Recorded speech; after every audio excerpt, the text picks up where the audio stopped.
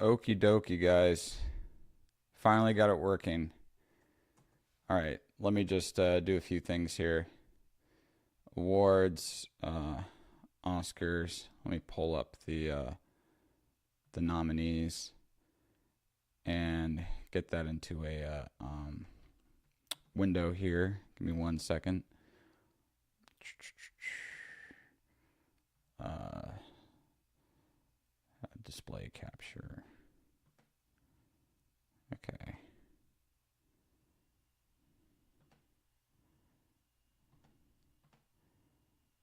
Discard this. It's been a while since I've used OBS.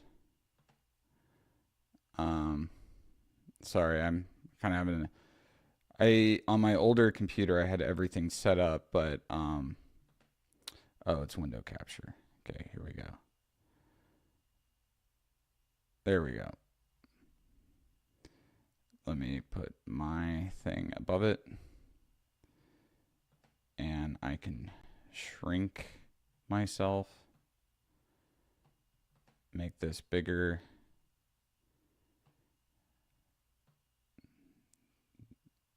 Let me make this a little bigger so it's easier to read. Moving myself around here. Okay. Alrighty, guys. We are doing this. We are here today. Today is the big day that everyone will forget about in a week, which is the Oscars. Let me say interact. So it's actually a fairly let me see, do I just interact with it on the screen here? Okay, yeah. So it's actually, pretty tight. There's a lot of good nominations this year. Actor in the leading role. Before we get to it, I'll just kind of give some of my predictions. Oh shit! Actually, I think it's starting right now. Let me tune in. Let me tune in real fast.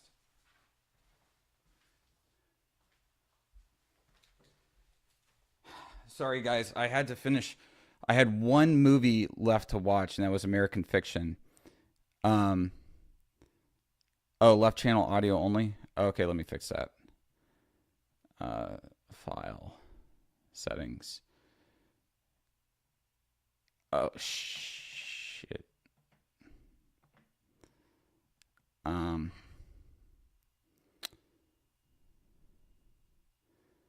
Let's see. You know what? Left channel audio only. How do I fix this? Jeez. Channels stereo.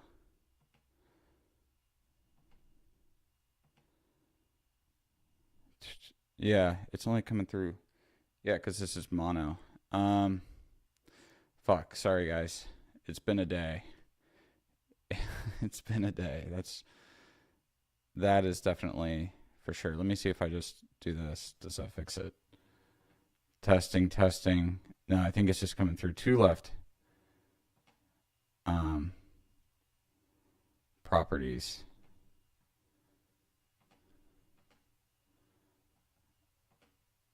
Yeah, that's no good. That is no bueno.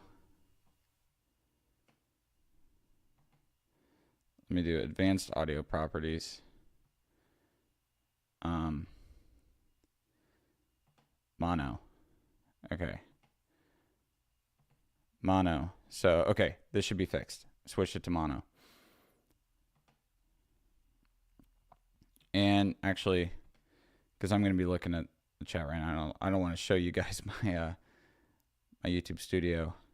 So let me just fill it up right here. We're going to have some more people coming in. Solar Sands has been calling in. So is Mumkey. I got to make a group for us. Okay. All right, good, good. Okay, now we're actually starting here. So let me just pull up the Academy Awards, I guess, on my TV, and I'll just have it on low volume because I don't want copyrighted music, shitting up the stream.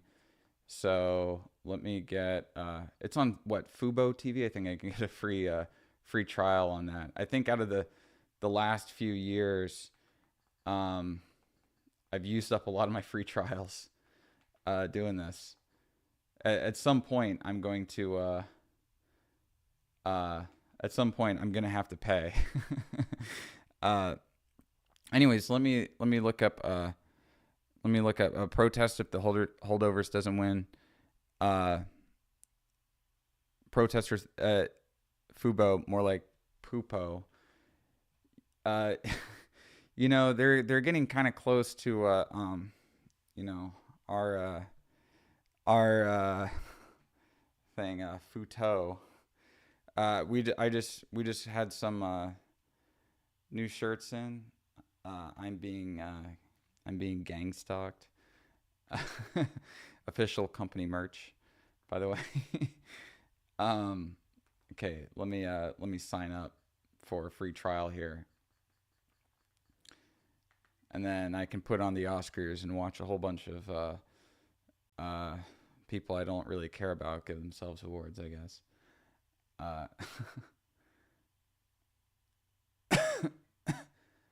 Okay, to your password. Fuck. You know what? I'll just do YouTube. I'll just do YouTube movies, I guess. So anyways, who do you guys think is going to win Best Picture this year? I think it's probably going to go to Oppenheimer. That's my guess. Yeah, my guess is that it's Oppenheimer. It could go to something else. There's a possibility. Yeah, let me try it for free. I gotta do the QR code thing. Give me a sec.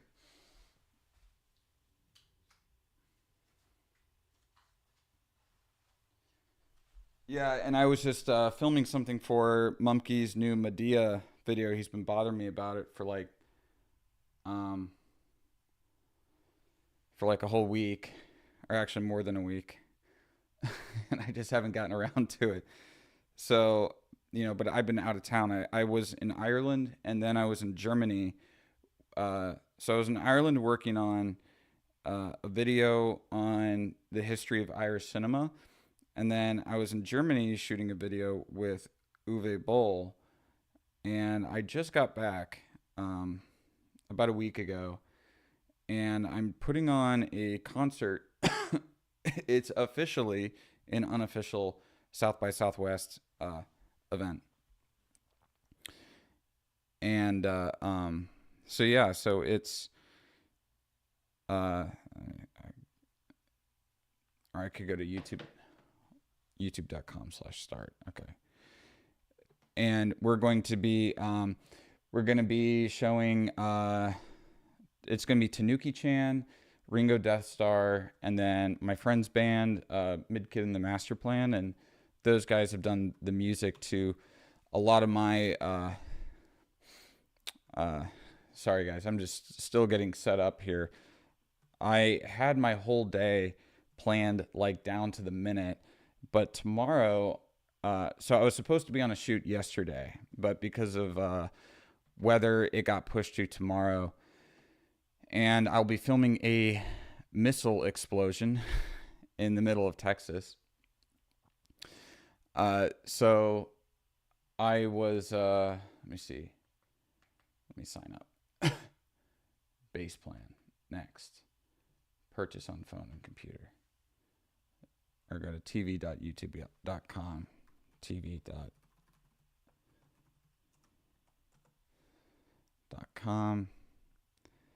Next. Okay. Let me get the base plan. Next. And I'll cancel it tomorrow. 'Cause I don't watch TV. A lot of people think that I'm, I get a free trial. Okay, cool. A lot of people think that I watch a lot of television shows because I like movies, but honestly, television shows are way too much,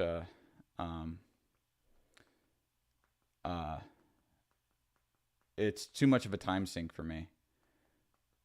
And I've seen some good TV shows, but generally they have Family Guy playing. That's one of the newer things. Generally, like if I'm watching TV, it's like it's late at night.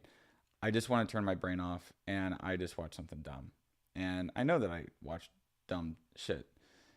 I've seen, I think, a couple seasons of The Sopranos. I've seen Breaking Bad. I haven't finished Better Call Saul. There's too many movies for me to watch to where if I get into a TV show, I don't know. The way that I think about it is, should I be watching it if, should I be watching it if I maybe can't make a video on it? With movies, there's always that possibility, but the only the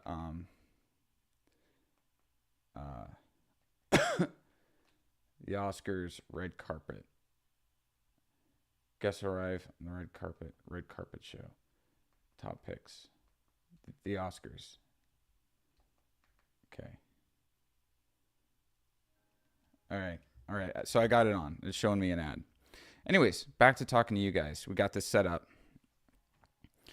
I'm the one who films. The only good TV shows are Rick and Morty and Paw Patrol. That's actually that might be true. I don't bother with shows anymore because I know the writing isn't planned out and they just make it up as they go. But miniseries is different. Well, I mean, with a lot of shows, they create their series Bibles. They usually have at least a few seasons mapped out. They usually have at least a few seasons, mapped out before they even begin filming. And I don't know what the hell I'm looking at right now. It's so strange because I never watch like network TV. And I turn on, this is like Good Morning America. What the hell? I don't know what I'm actually supposed to be looking for right now. March 11th, the results scheduled, set reminder, ABC today at 5:30.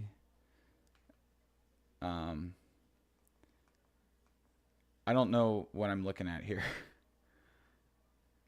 I really don't know what I'm looking at. They should just have it on the they should just have it on like they have The Walking Dead. This is YouTube TV. 60 minutes live right now. Okay. Where the hell is where are the Oscars?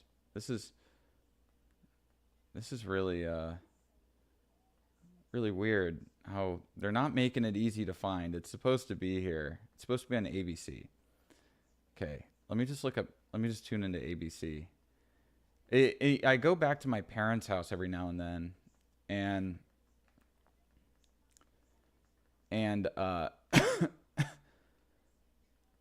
okay, the Oscars. Jimmy Kimmel takes the stage. Oh gosh. Okay, so it looks like they're about to do Best Supporting Actor. Yeah, no, network TV is really weird. It has this like high key lighting. Everything looks kind of fake. It's just a really off-putting look to it. And even seeing these events, like seeing the Oscar here, now Robert Downey Jr. is making some sort of hand motions to Jimmy Kimmel. Things just kind of feel a bit, I don't know, they feel fake. It feels so just put on. I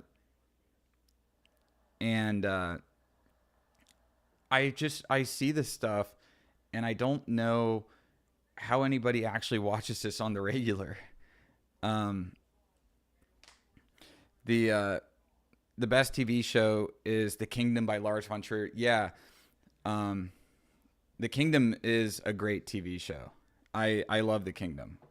But The Kingdom you can watch pretty quickly. Oh, it looks like they actually have the dog from Anatomy of a Fall at the Oscars. What's the dog's name? Messi or something? I don't know. It was Snoop in the movie. I just watched Anatomy of a Fall for the first time yesterday. So the two movies that I had left to watch, I was either for one reason or another, I didn't bother seeing them in the theater. Oh yeah, when Anatomy of Fall came out, that's when my car broke down, so I couldn't. So my car was in the shop for like 2 weeks, and then after my car got fixed, it was out of theaters. So no chance for me seeing it. Uh, and then with American Fiction, I had a lot of with American Fiction. I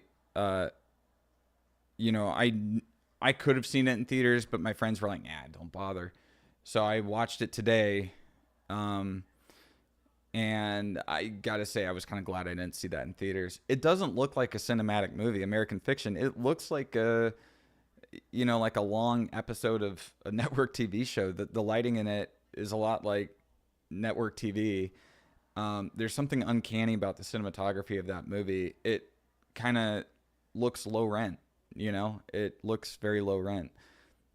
It looks cheap. I wasn't a fan of how like every scene was just master shot, reverse shot, OTS. The editing was very like bleh. Just everything about that movie was just bleh. I wasn't a big fan. Oh no, I am not fucking listening to Jimmy Kimmel's monologue here. Fuck that. Uh, Anne Frankenberry. Yeah, you know what? Actually, watching Anatomy of a Fall, I was reminded of Kieślowski. Uh, he's Justine Triet. I don't know how you say it. Keeps the camera typically a little bit farther back than keeps the camera a little bit farther back than Kieślowski does, but I did get some Kieślowski vibes from Anatomy of a Fall. You haven't logged Anatomy of a Fall and American Fiction on Letterboxd. I haven't logged Dune 2 on Letterboxd either.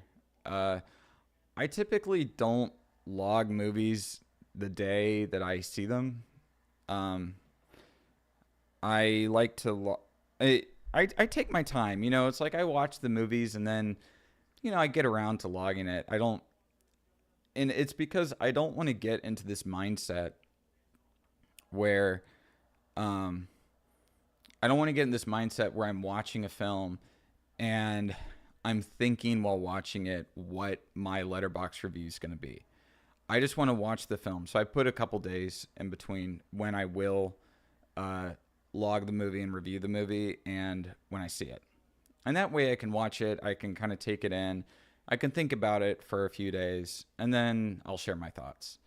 And sometimes I don't really have any thoughts, like I don't think I have to have a take on every film ever made. It's just, some movies, it's just, I'm like, okay, yeah, that was, it was okay. And then that's basically, and then that's basically just my thoughts. Honestly, on most movies, I'm just like, yeah, that was okay. And so how am I going to like put that into a, Letterboxd review? I'll just log it or whatever. And sometimes, like in the case of, I got locked out of my Letterboxd account for about a month. And that month is when I was watching like a whole bunch of Irish films. And so then I had all these movies. I was logging them, honestly, for my own sake of keeping track of what I watched. And there were just so many that I was like, no, I'm not writing reviews about every single one of these films. That's way too much. Kino, American Dad or Family Guy? You know what? I'm going to go with American Dad. American Dad is the winner. And American Dad, I think, has been more solid than Family Guy. And I laugh a lot more at American Dad than I laugh at Family Guy. They're both shows that I basically put on at night right before I go to bed to kind of help me slow my brain down a bit.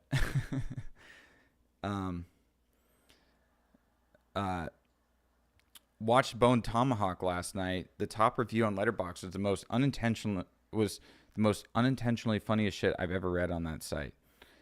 Let me look that up. I'm gonna read that review here. Give me 1 second, guys.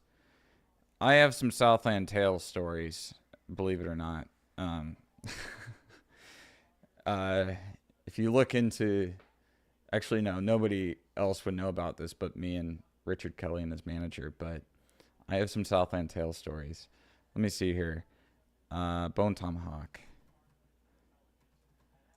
Let me read the top review. Tell me if this is the right one.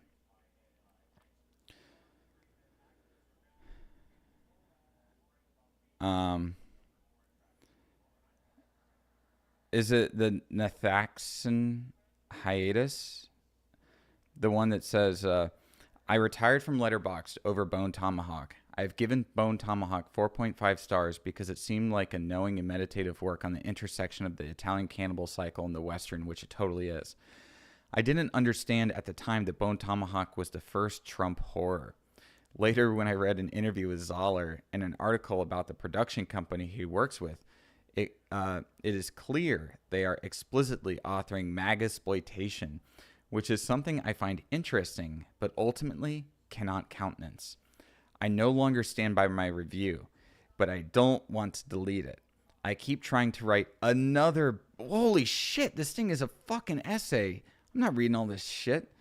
Oh my god, so this person just is mad that they think that... and then they have, like, updates. Oh, what the fuck? Is this, like, Reddit or something? They're, like, updating their review? Oh my god. And, you know, like, I know people who know Zoller, and he's, like, fairly centrist. So they think that because he worked with Dallas Saunier, that he worked with Dallas Saunier, that this movie is, like, Trump propaganda. I'm not reading all this shit. This is actual insanity. This is actual insanity. I really loved the movie until I discovered that the director might have views that I don't agree with. What the fuck? What the fuck is this? Yeah, like, these people are insane. Actual insanity here.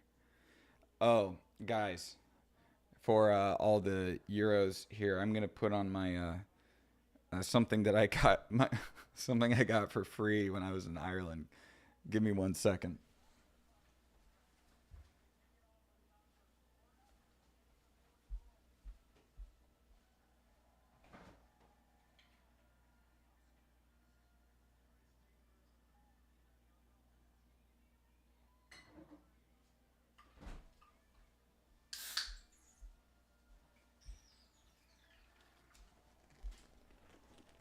All right, guys.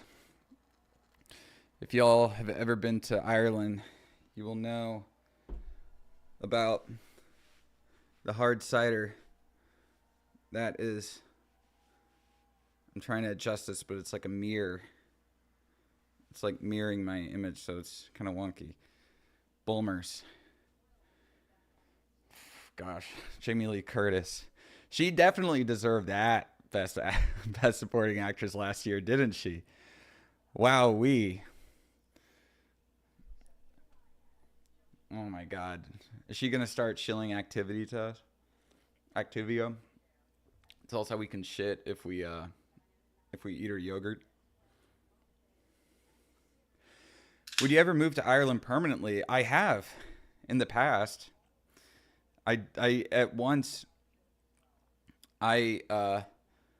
At one point in my life, I did move to Ireland permanently.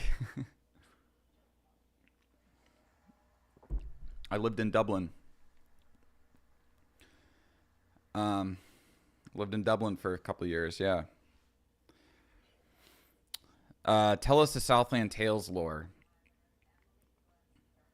Okay, well, it looks like they're about to award somebody.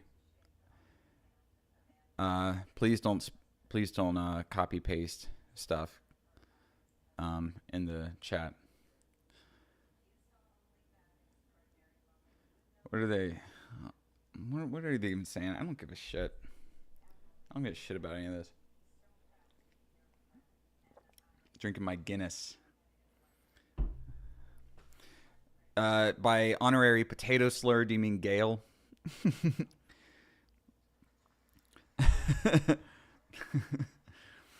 Look, how is Dublin like? It's gotten worse, honestly. So I got to Dublin a couple weeks ago. Fuck. I got to Dublin a couple weeks ago. And it was dirtier than I remember it being. It was dirtier. There seemed like there were more kind of druggies about. I don't know. It seemed a bit less safe than how I remembered it. Uh, okay, so the Southland Tales lore. All right, I'll tell you guys this. So my boss is a very rich man. Um, my boss is a very rich man. He's the creator of Yahoo Games. He's one of the seed investors in WhatsApp. He was one of the top stockholders of Tesla. I think of Meta for a while. Anyways, about almost 2 years ago now, about a year and a half ago, around the time that I made my Donnie Darko video, actually, he came to me and he said, "Peter, I want to make a movie." And I said, "Okay, sure. Like, what do you want to do?"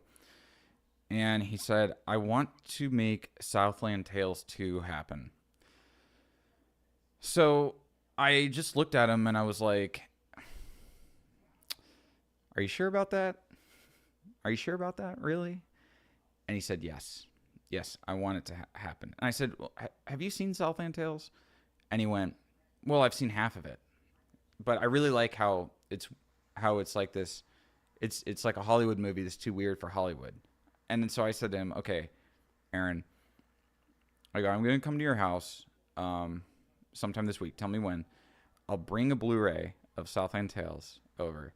We'll watch it, and then I will ask you again if you want to do this." So I went to his house, and we watched Southland Tales, the can cut together. And afterwards, I looked at him and I said, "Aaron, are you sure you still want to do this?" And he went, "Yes, 100%. And now I don't hate Southland Tales. I think it's an interesting film. But I'm just thinking of like, I don't know how much money Southland Tales 2 is going to make, So then the next day, I get Richard Kelly's manager's phone number, and I go to Aaron's office, and I have my phone there. I say, "Aaron, I have Oscar goes to, Divine Joy Randolph. I knew this was going to happen. The Holdovers sweep tonight, guys. Holdovers is going to win them all. It's going to win them all. It's going to win best screenplay. Fuck the people who said it was plagiarized, right? We're past that shit." No, but anyway, so I went to Aaron and I said, "I can call him right now." Because the thing is that my boss really likes to fuck with me. He's got a trolly sense of humor. So sometimes I don't know if he's being serious or if he's just joking around. And he goes, and I go, "Are you sure?" And he says, "Yep, give him a call." So I call Richard Kelly's manager, and I say, "Hey, this is going to be a very strange conversation."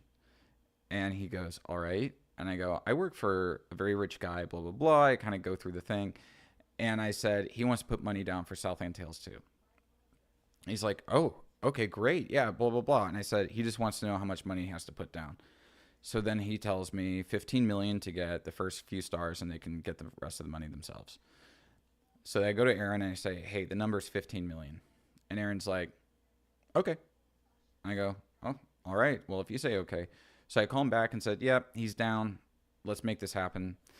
It ended up not happening because they had to go to Sony to get the rights, and I believe that Sony wouldn't sell them back the rights. But we came this close to getting Southland Tales 2 off the ground, but we got blindsided by Sony. Sony wouldn't let us do it. Maybe in a few years. But it almost happened. It almost happened. But we have another film project that is a long-term film project we're working on. And the director who's told me he's 100% down to be in it. We don't have anything in writing, so I don't want to say his name or anything. But he's a well-known director.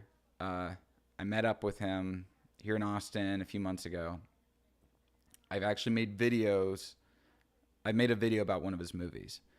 But he's fairly well-known.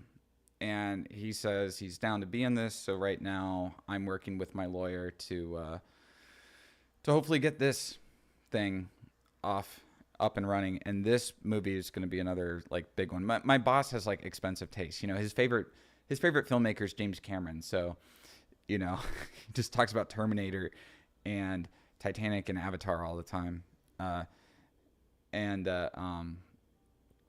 So he definitely has expensive taste in films, but I wouldn't be directing this, obviously. I'd just be producing it and kind of acting as my boss's, I'd be acting as the money man, representative or whatever. I guess that's producer. I don't know.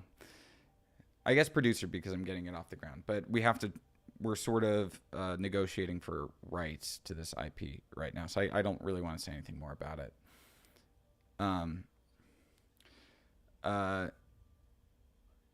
What type of movie he makes? Comedy.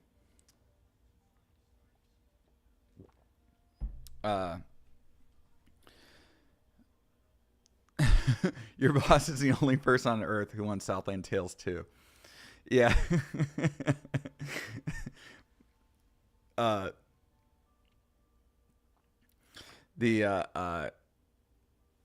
comedy is the only hint I'm going to give as to the director. This is the worst thing Sony has done.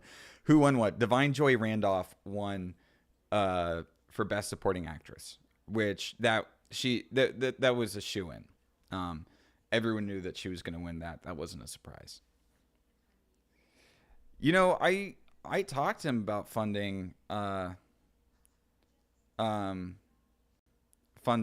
next Zoller movie.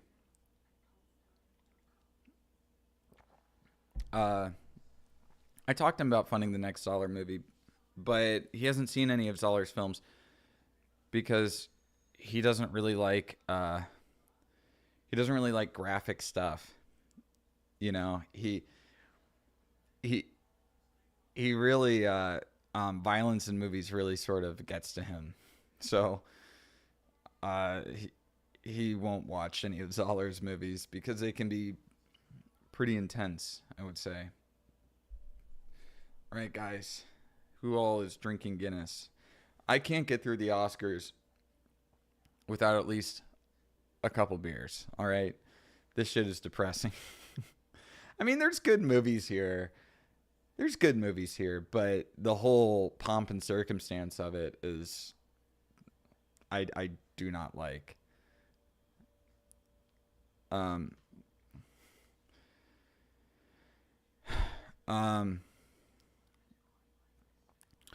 Do you think Into the Spider-Verse Reddit or The Boy and the Heron Pure Kino is going to win Best Animated Picture? Well, what I can say is I hope it's The Boy and the Heron.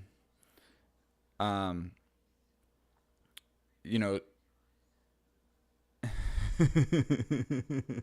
Kino on Letterboxd. I notice you don't rate every movie you watch. Is there a reason for that? Yeah, it's called Fuck You.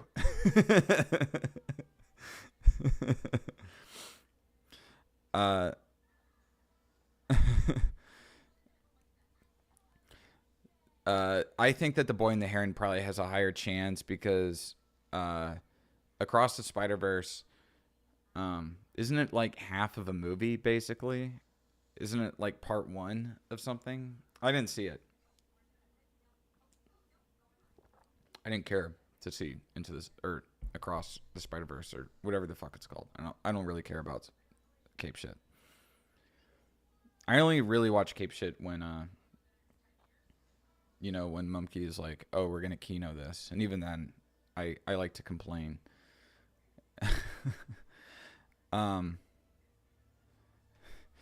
You need to write an essay on Magasploitation for every movie you watch on Letterboxd. I'm definitely a Greg head.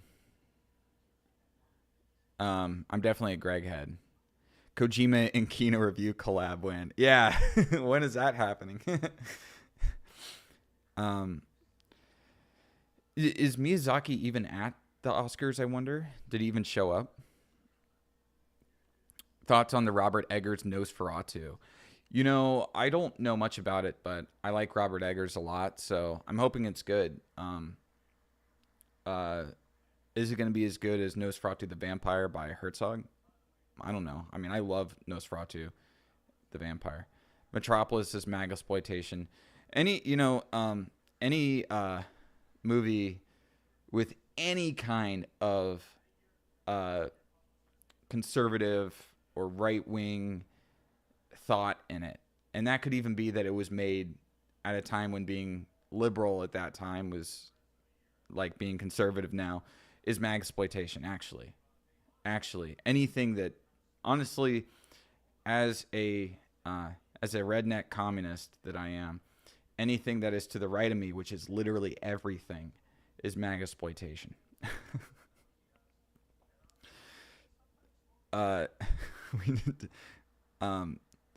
Thoughts on Michael Mann? I really like Michael Mann. I'm a big fan.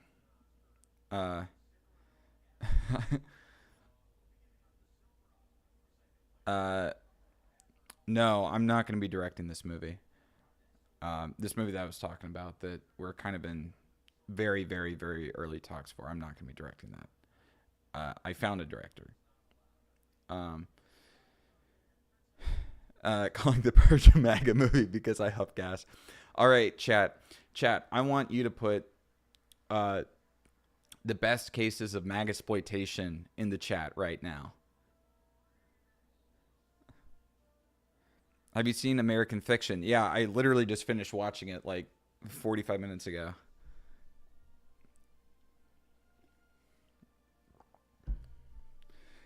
Eli Perry, I agree. I thought Ferrari was an excellent movie, but Shailene Woodley was so bad in it. I'm going to be seeing that Kevin Costner 2-part Western. You bet your ass I'm seeing that in theaters. Best animated short. Okay, who cares? I don't know. Has Been Hotel wins. Did I like American Fiction? No, not particularly. I didn't care for it.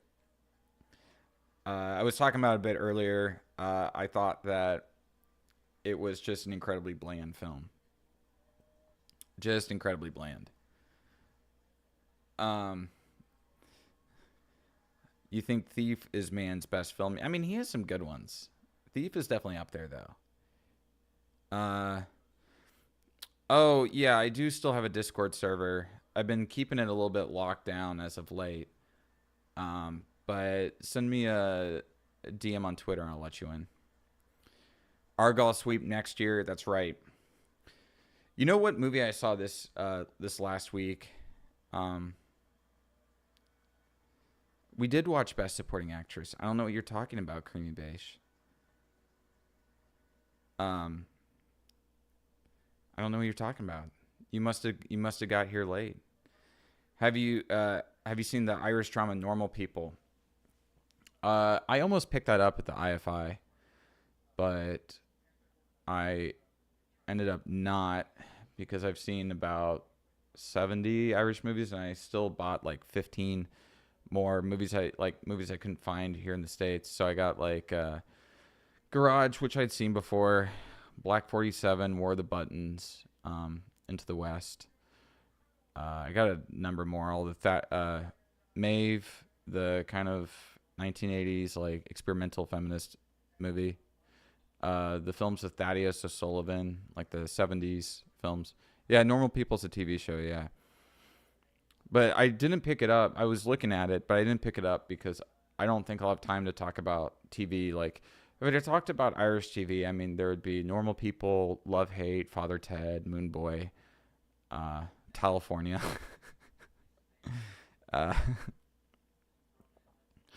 Since Mel Gibson, Braveheart is magexploitation, actually. So is The Patriot. Actually, every Mel Gibson movie. Every movie he's ever directed, every movie he's ever been in, it's all like what women want. That's Magasploitation. um, yeah, but didn't they shoot Braveheart in Wicklow? They didn't shoot it in Scotland, I didn't think. Okay, cool. Let me here.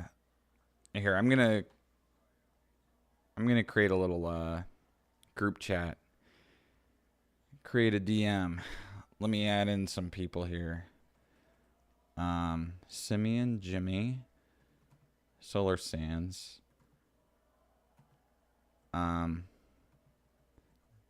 D Spiral. Let's see here. Anybody else want to join in? Himzel.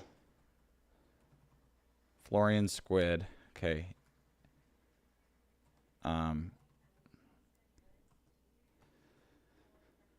Oh, Boy and the Heron. Oh, guys, we are so back. Boy and the Heron bros, Miyazaki bros. We are back. All right, guys. I'm going to start this this call, and hopefully we can get some other people to join in, so it's not just me droning on to you guys for God knows how long, however long this is going to be.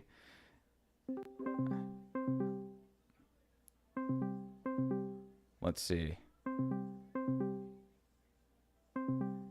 Some people are saying no, they don't want to be a part of it. It's fine by me. I just wanted to stop beeping. Okay, you know what? This beeping is annoying me, so I'm just turning off the audio on here.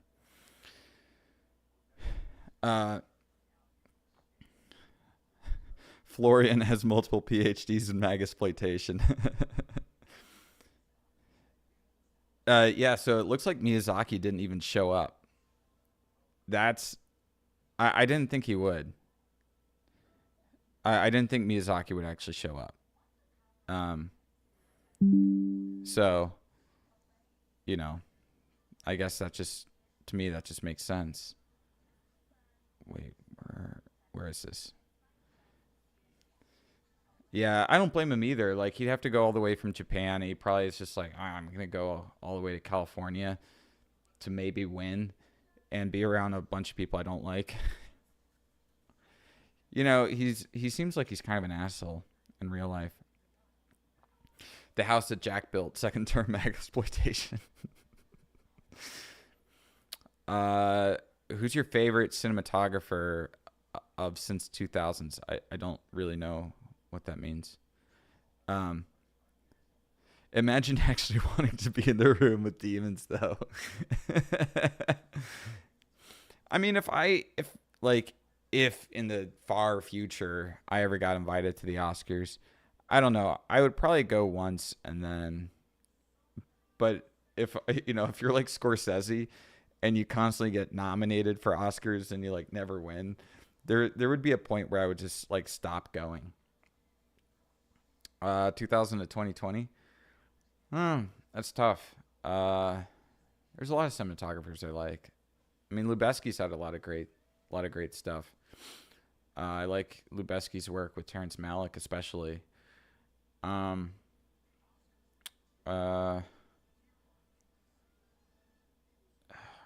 I'm blanking out right now. You should go dressed as Decker. I'm like, you're all replicants. Bam, bam, bam.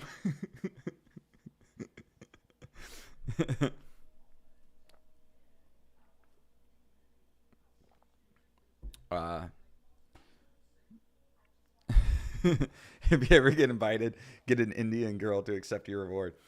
Yeah, I'd just be pulling a Brando.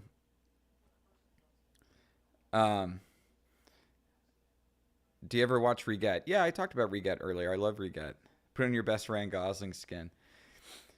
I would just like try to figure out what Ryan Gosling was wearing that year, and I would just wear the exact same thing as him, or I'd go in there wearing my Scorpion jacket. Although I think that as a man you got to wear a black tie, so it makes it a little bit more boring. Uh, yeah, Reget is the kingdom. Yeah, it's the same thing. Uh, yeah, the kingdom is a fun show. It's a cool show. Uh, quick take on Dune 2. Recommend? Yeah, I'd recommend Dune 2. Yeah, I had some problems with it. I really did not like Zendaya. I just Mumkey and I just recorded an Is a Kino on Dune 2 this morning, and I think that's a 90-minute long Is a Kino because then it turned into us reviewing Zone of Interest out of nowhere because Florian just started talking about Zone of Interest. Um, and I talked about how I liked Timothy Chalamet as Paul Atreides. I really liked Austin Butler as Fade. I liked Dune 2 more than Dune 1, but I did not like Zendaya as Johnny. I didn't like her as Johnny. And they changed stuff in the story that I don't know how they're going to continue on in the next film. Uh, like they don't have the kid. It seems like she just kind of her performance is all one note. Her performance is um, like I don't believe in you, but like I support you or whatever. And then after Paul like chads up, she's just like so mad. How many scenes in Dune 2 feature her like going in, acting all pissy, and then storming out of the room when Paul does something based? There's like at least 3 scenes. There's like 3 scenes where she storms out of the room in a fit when Paul does something based. Yeah, I don't know how they're gonna adapt Dune Messiah. Um, I mean, they could have gotten somebody like the thing about like her and the Fremen. Like, there were other Fremen girls who were like more attractive and seemed like nicer than Zendaya. Um, but why did they turn Chani into Sundari? I don't know. I do not know. It's kind of how it was in the book. I mean, but he changes enough stuff in this movie, like the fact that Paul's sister isn't born, but instead is in like his mom is pregnant for the whole film, and that the fetus of his sister is like talking to his mom instead of being born and like grown up to be a little kid. Um, you know, so they changed that. They changed Johnny and Paul having a kid and that kid dying. They changed. I mean, they changed enough stuff to where it's like, come on, give Chani a little bit more. I don't know, depth to her character. And I just, yeah, John, yeah, I didn't believe her love for Paul. I was never convinced.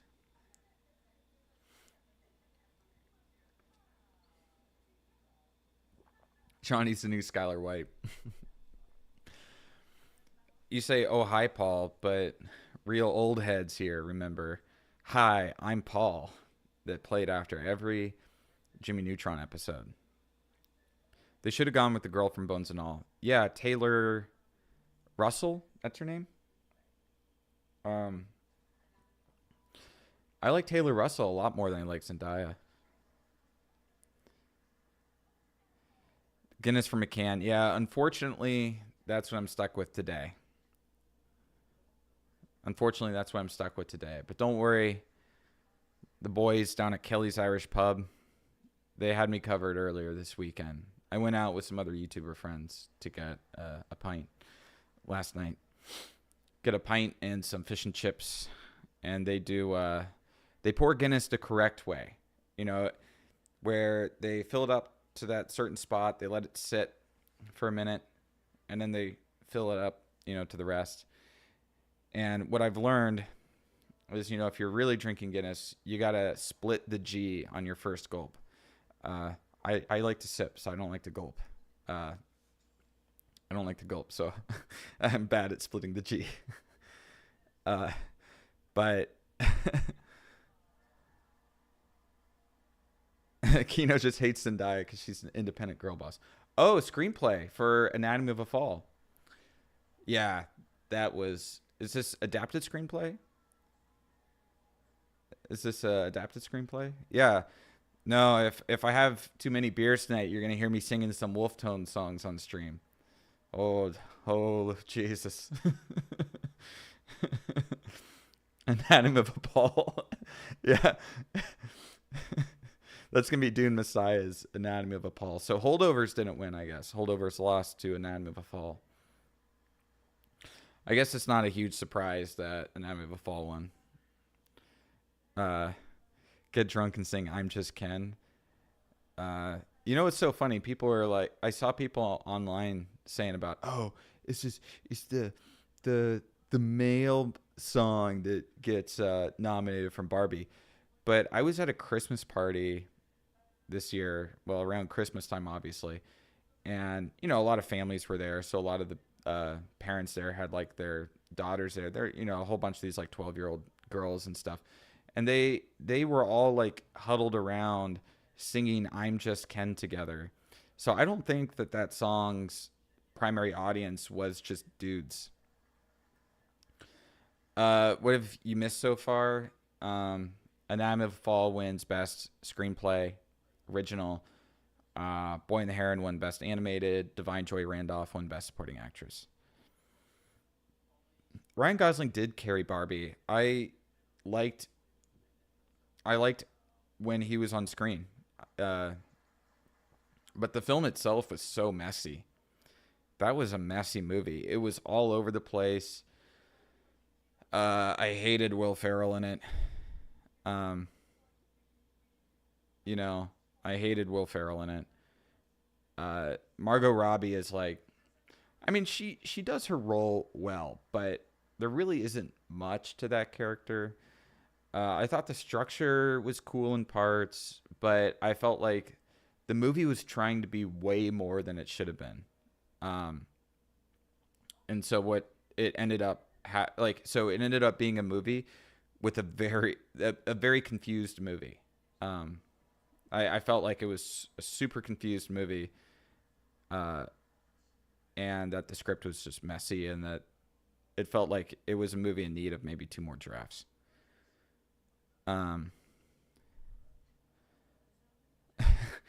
It is over if Barbie wins Best Picture. It's not over. It's not over. It's just a fucking award show. Okay, so Zone of Interest, Oppenheimer. So this is for Best Adapted. When Girl Bossing Goes Wrong. I feel like John Waters made a movie about when girl bossing goes wrong. I feel like that describes probably more than one John Waters film. Oh, if Barbie wins Best Adapted Screenplay, it's going to be so funny. Adapted on a toy. How good is Oppenheimer? I really liked Oppenheimer, but I don't know if watching it on like my TV would have the same effect. I saw it on 70mm IMAX. I went down to San Antonio with my buddy, and we saw it like opening night on 70. Not opening night, the night after, on 70mm. American Fiction. Oh my god. Oh my god, that is not a deserved win. What the fuck? That movie was so boring. Oh my god. Oh my god. Holdovers, gang. Guys, holdovers can still sweep. You got to trust the plan, all right? Here's how the holdovers can still win. American Fiction did not deserve this. That movie sucked. Your favorite film of 2023? I don't know. There were a lot of I would say some of my top films were Godland, Sick of Myself, Oppenheimer, Perfect Days, Holdovers. I'd say that those were some of my favorites. Stop the count. American Fiction cannot win. Have you seen Fallen Leaves? Yeah, I saw Fallen Leaves. I thought it was okay. I did Although Fallen Leaves sort of triggered me when he took the girl to see or sorry, he took your one to see that Jim Jarmusch movie, uh, that Jim Jarmusch film. What's it called? Fuck. The Dead Don't Die, and they were talking about how great it was. I'm like, no, that movie sucks. Godland played at a lecture hall at my university, and people walked out. Not me. I'm based. Yeah, The Dead Don't Die has to be, I think, Jim Jarmusch's like worst film. That movie, I legit just got angry watching it because of how bad it was. It's not just how bad it was, but how good, like, I know Jim Jarmusch can be. Because, like, the movie he put out right before that was Patterson, which I thought was excellent. And then he makes The Dead Don't Die. And that has to be one of the worst movies from, like, a high-profile, like, art director I think I've ever seen. It's bad on purpose. Okay. I made it bad on purpose. I'm just shaking my leg. My legs are all shaky. Oh, I gotta zen up. Time to zen up. What do you think about Beau's Afraid? Oh, shiggity. I got these when I was in Frankfurt. Velos, Snooze. And see, when I was in Ireland, I was on that Nordic Spirit grind set. Oh, gosh. Billie Eilish. Mute. So I got these Velos, and I didn't realize how strong they actually were. I popped one in when I was taking a taxi in Frankfurt, and it just totally wrecked me. And I looked on the back, and it said it's 17 milligrams of nicotine. I was like, well, yeah, that'll do it. That'll do it, because I'm used to the 6 milligram Zins. It's like popping 3 in at once. That's I felt like I was gonna throw up. My head was just like swirling. I didn't know what was happening to me. It was wild. It was wild stuff. But I keep them on me because I have some friends who, you know, they like that kind of shit. So,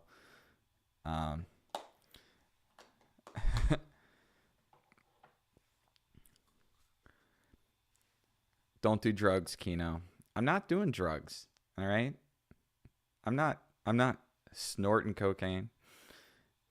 The next time he'll be shooting Zen between his toes. The how addictive are Zens? You know, I'll go like a few days without taking Zens. I don't really have a very addictive personality, I guess, because I can drop them pretty easily. But typically I put them in when I'm working. I put them in when I'm working. It helps me just focus, keeps my mind on track. He'll be boofing Newport soon. Oh, trust me, I will never be boofing Newports. Yo, what's up, Mumkey? Can you guys hear? Hey, I hope I didn't interrupt you, Kino. No, you didn't interrupt me at all. Can you guys hear Mumkey? I had to call in because I just saw what happened with American Fiction, and I was so disgusted. I needed Dude, to let everybody know. Dude, I was going off. I was going off about that. I was like, what the insane. Fuck? What the fuck? Literally all day, me and Kino have been talking about how boring that movie is all day today, and then it beats Oppenheimer. Are you kidding me? It beats Oppenheimer, and it beats. I mean, look, Barbie was more entertaining than American Fiction. Like Zone of Interest, I would say, is a more intriguing film. Yeah, Zone of Interest is far better written than American Fiction. Oscar's so woke. That's what they're saying in the chat here. Oscar's so joke. You know, American Fiction winning is kind of like how his book Fuck, which was intentionally written to be bad, wins the award in American Fiction. Oh my god. Oh my god. It's all coming together. They thought it would be a good little meta joke. But is this a bad sign, Kino? Because if this early on we're learning that some of these voters value American Fiction over Oppenheimer, is that a bad sign for the rest of the ceremony? Are we in for a rough night? Well, I'm not in for a rough night because I believe in the Lord Jesus Christ, and I put all my Okay.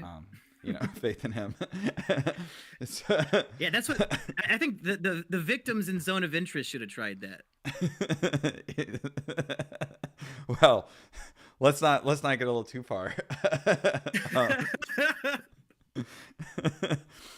uh, no, I don't know. I don't see what they I don't see what they saw in American fiction. I mean, it's kind of known that the some of the it's kind of known that some of the uh oh shit. Sorry guys, I didn't know that ads were on this. I just skipped the ads. Uh uh fuck. I just lost my train of thought. I just don't know what they saw in it. I guess maybe Academy voters can sometimes be a little bit retarded, you know. Yeah, who votes? Because I would think that like only screenwriters should be voting for screenplay, but they just let anybody vote for anything. Well, I remember that a few years ago they opened up. It used to be a certain number of people, and then they added a whole bunch of people who were able to vote. So they A made bunch it of maybe diverse opinions were inserted. potentially. Okay. It, I think they just like looked at the IQ bell chart, bell curve, and they try to get everybody below 100 to vote. Yes. They were like, you know what? We need like the opinions of the masses, and currently we just have these like smart fucks voting. So now we need to have the other 50% of the population taken care of. So let's get the idiots to vote now.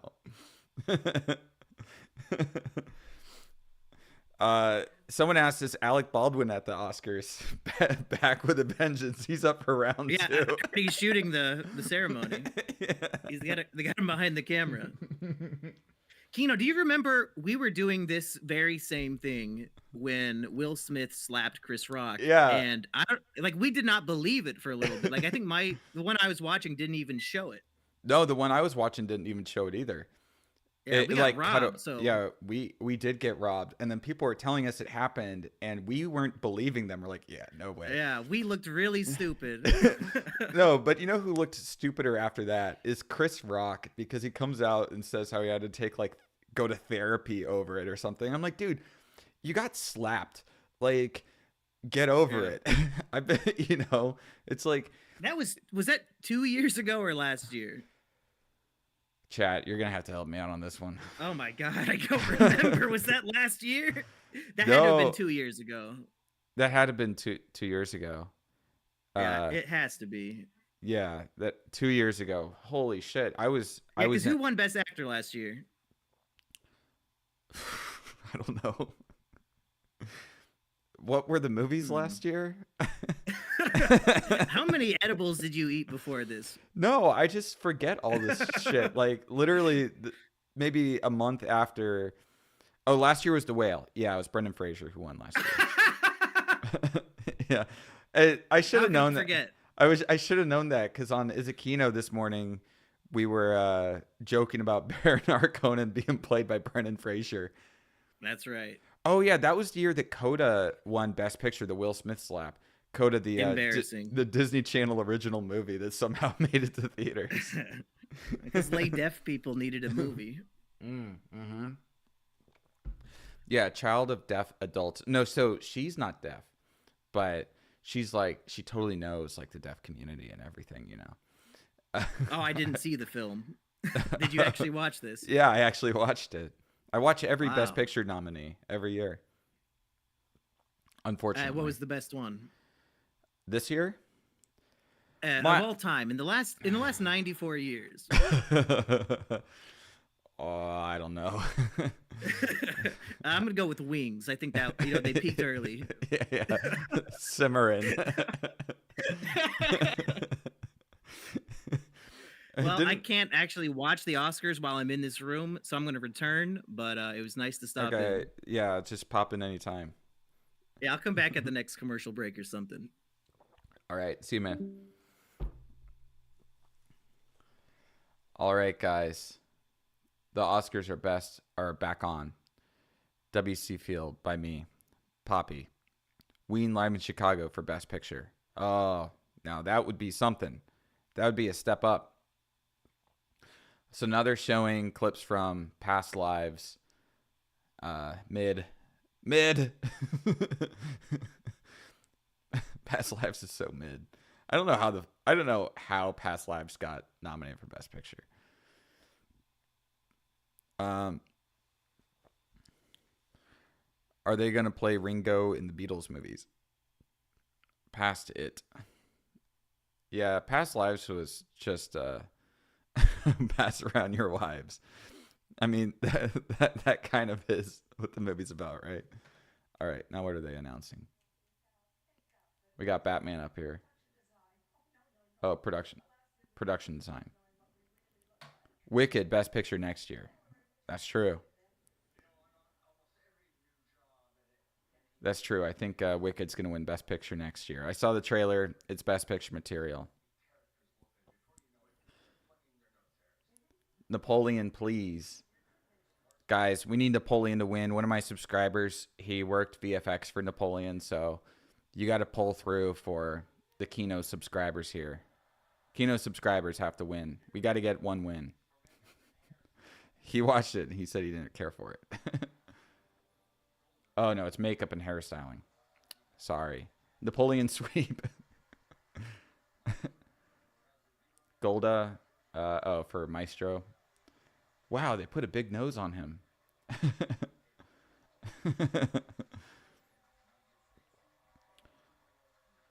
Poor Things. Let's see here. Society of the Snow.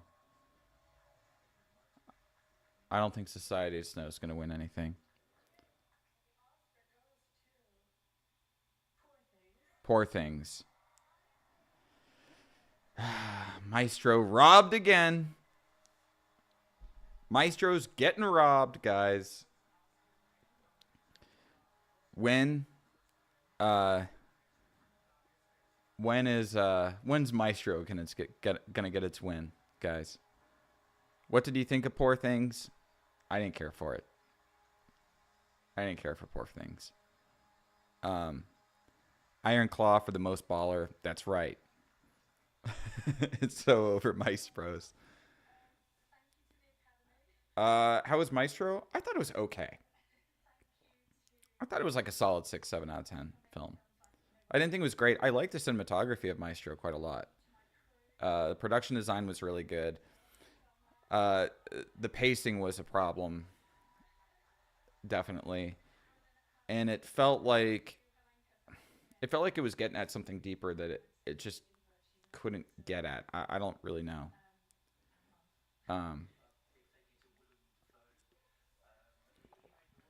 Yeah. There's something off about Maestro that kept me from like loving it, but I thought it was enjoyable. Oscars is anti-Serbia for snubbing its greatest movie. Infinity Pool was this year. Yeah. Nice Volmers hat. I thought you'd prefer Heinemites. I got the Heinemites, lads. Trainers for winners, as we say. Look, they don't sell Heinemites in America. At least I've never seen Heinemites. So, yeah, but being a Trinner, people thought that we were going around drinking Heinemites all the time. And the fact is, I don't think I've ever had a Heinemite. And none of my roommates drank Heinemites. Production design. Okay. Guys, let's pull through for Napoleon here. We got to pull through for Napoleon on this one. Napoleon has to be an Oscar award-winning film. I think it might go to Poor Things, though.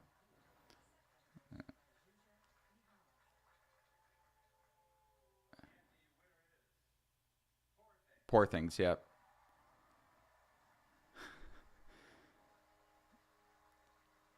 Yeah, I knew it was going to go to Poor Things. It seemed like for this, it was whatever the flashiest production design was. Asteroid City should have been nominated and should have won. but whatever. Asteroid City was a big snub. Trinerism for Heineken, yeah.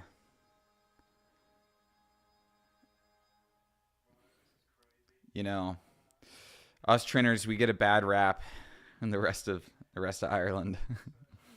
But we are better than everyone else. Just kidding. I had a lot of fun at the. I was staying for a few days at the University of Limerick.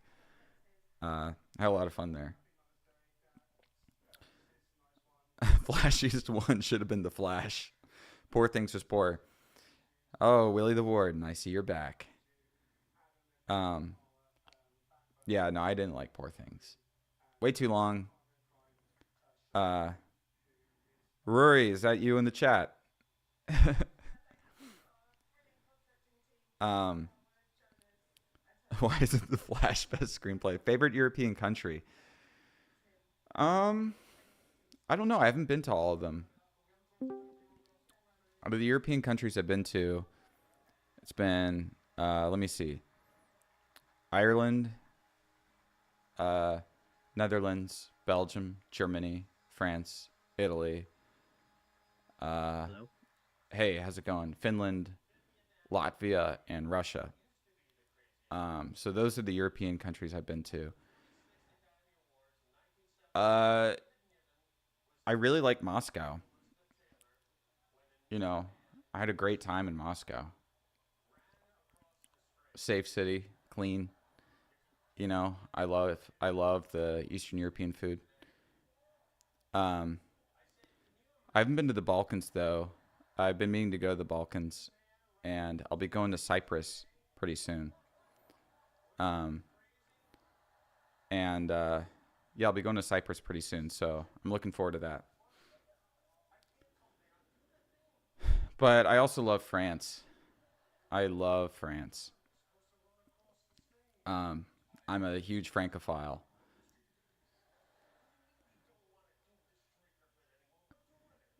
Balkans are great. Granted, I'm blessed. I'm biased. Well, blessed maybe also. But, you know, a lot of my friends are in Ireland. A lot of my good old friends are in Ireland. So I don't really go to Ireland to, you know, tour or anything. It's now I really just go to Ireland to see all my old friends from Trinity and some other friends out west and Kerry and Limerick.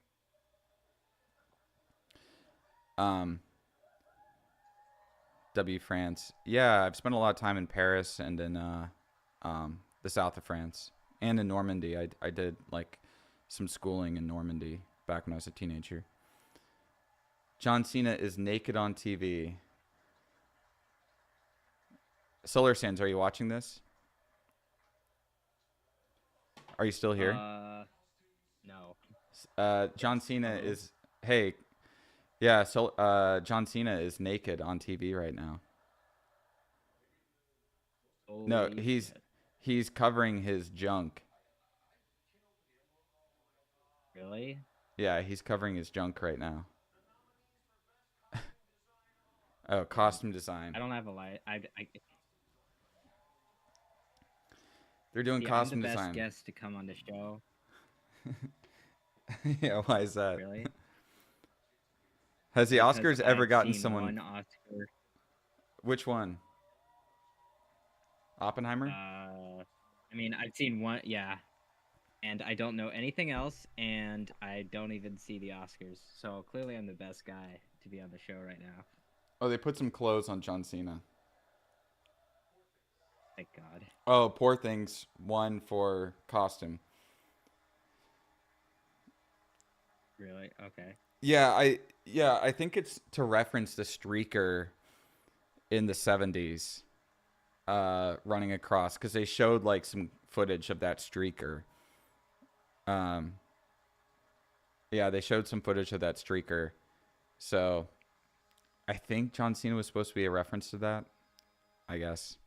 Five Nights at Freddy's sweep. Yeah, FNAF is going to sweep the Oscars tonight. Josh Oh, Hutcherson. yeah. Josh Hutcherson is going to win Best Actor, and Matt Pat's going to win Best Supporting Actor. Freddie Fazbear, he's also up for Best Actor, I heard. Oh my gosh, he's dressed like somebody from Poor Things. Uh, Really? yeah, she's got a really like frilly dress on with like Are you huge. seeing this on your TV? Yeah. Do you have cable? No, I just got a free trial of YouTube TV just for the night. I'm Oh. gonna cancel. I'm gonna cancel it right after the stream Hell ends. yeah. Hell yeah. Yeah, I free trial this shit up. I'm not How paying. is the new TV, by the way? Oh, it's almost exactly like the old one. Okay. That Yeah, is so weird that it broke. I know. You texted me while I was in Germany, like, I think the TV's broken. Uh, You know th- what movie killed the TV? what? Birdman. The Kino Birdman is killed. That's the the last the Kino is just too much. much. That was the last movie I saw before the TV just didn't want to turn on. Damn. Someone, I have some people in the chat who are also free trial maxing. Someone says Jihad Attack is a reference to Dune. Oh yeah, I watched Dune literally like 2 days ago. The new one or the first one? Part 2. Oh yeah, I just saw part 2. I thought it was pretty I thought good. it was pretty epic. I just didn't like thought- Zendaya, but I already talked about that on stream. my I was deep like surprised that it got so weird.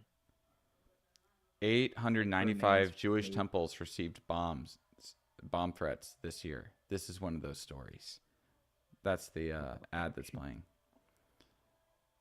Oh, I thought that was a reference. That was in Dune. I was like, damn. No, it's just a commercial that just came up. Yeah, I'll just tell you. I'll just tell you I the love winners. commercials. You guys, Okay. Mumkey, you're not Hey, watching. what's up, Solar Sands? Oh my God! It is Mumkey Jones. My old friend, Solar Sands. Yes, we go way back. We got to get you on Is It Kino. I'm tired of Kino Corner talking shit about you all the time. What? Hey. When have I talked shit about Solar Sands? You said, man, my roommate is so ugly. Like, you were really talking about how he's ugly. And I was like, man, you don't need to be sexually attracted to your roommate. What really pissed him off is when I said I liked Joker more than Taxi Driver. Oh, that I will saw- piss him off, but it is accurate too. Like, it is genuinely better. I saw the light change in his eyes. It's incredible. What do you think of Yeah, Claire's sure, for Fish Frenzy for £5? It says, what do you think of Killers of the Flower Moon? I thought it was one of the worst films of last year and Scorsese's worst ever. A giant indulgent waste of time.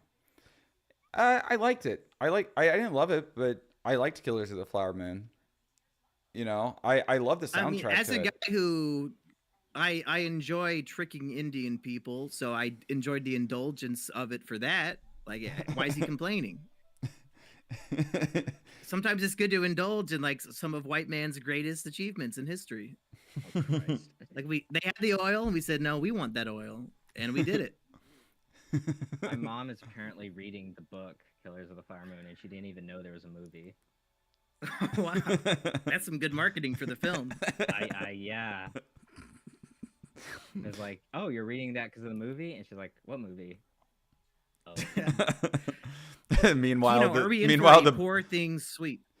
well, so far we've had a poor thing sweep, but that's in like, hair and makeup, production design, those sorts of things, and that doesn't necessarily indicate winning one of the more contested Oscars.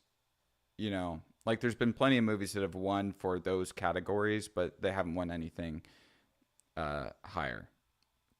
So I'm hoping that Christopher Nolan can pull through I'm hoping that Oppenheimer can pull through. I want Oppenheimer to win. That's what I'm currently. Oppenheimer better win at least something, right? I mean, It'll win Best Actor. I think it'll win Best Actor. I think it has a good shot at Best Picture. I think it has a good shot at Best Cinematography, and I think it has a good shot at Best Direction. I kind of want Ryan Gosling to win Best Supporting Actor, unless they've already That would be announced. cool. Unless they've already announced Best Supporting Actor and I missed it. Definitely It'd be not. funny. Yeah, I feel Probably like. because it'd be funny, or if you think he deserves it. I think I've- Mark Ruffalo and Ryan Gosling gave very funny performances. I think they both deserve it. I haven't seen Barbie. Well, you're not really missing a whole lot. Just watch a super cut of just Well, Ken. Go watch Poor Things. It's the thinking woman's Barbie. Okay. Okay. I'm thinking. I don't know about that. Did you like May December? Yeah, I liked May December. I didn't really love it, but I liked it and I thought it was a good film. Should we read what Weekend Warrior just said in our private chat, Kino? Because he said something very strange. Oh shit. I'm not in there. He said, "I have the sick feeling that they might give Lily Gladstone the award." What do you mean? Of course they're going to. Why does that make you sick? She's been the shoo-in for months. What is he talking about? He wants Emma Stone to win. I There's no fucking way. I mean, It's going. After watching The Curse, it would be so funny if Emma Stone beat Lily Gladstone and had to give a speech, but it's just not going to happen. Wait, May December is on the list or something? well, they're having like a tribal sort of Osage. Oh, is this the tribal, original song? tribal singing for Killers of the Flower Moon. Yeah, I think so. Yeah. Oh shit. Are they saving Ryan Gosling's song for last? Emma Stone looks more diverse than that Gladstone woman, is what somebody said in the chat. Yeah, they did get a very white-looking native. Yeah, no, actually, Jackie, you kind of you're ignorant actually, because Sound of Freedom actually got nominated for every Academy Award, and it's secretly winning. They just are too afraid to tell people. And the night call starts playing as Gosling pulls up. Honestly, they should do that. Best popcorn bucket. Yeah, there should be an Academy Award for best popcorn bucket. Dune 2 is a shoo-in for next year. Well, I got to go watch whatever's happening because I hear some Native Americans chanting in the other room. Okay. So I'll be back. Oh shit. Someone says Emma Stone is not hot. Netflix blew their load on Maestro and did nothing for May December. Yeah, that is accurate. I think they put all Was their Maestro the one where Bradley or Cooper plays as the Leonard guy- Bernstein. No. I think you were watching it and I saw you. It was just this. He was playing a concert in a church. Mm-hmm. It was in 4x3. Yep, that's Maestro. Yeah, That's Maestro. Okay. yeah. I mean, I thought it looked pretty good from that one scene. I was like, that's pretty neat. Kino, favorite Bowie album? That's a tough question, man. That's a tough question. I really love Station to Station. I love Low. Black Star is great. I think that Hunky Dory's underrated. Of course, I love Rise and Fall of Ziggy Stardust. Heroes is also great. I mean, I listen to Bowie a lot. I like a lot of his albums. Kino, do you like Kanye West? He's all right, I guess. I haven't listened to like any new stuff by him. I haven't listened to anything by him since Jesus is King. I'm not like really big into rap music though. I'm not really big into rap music, so. Oh, okay. Best international film.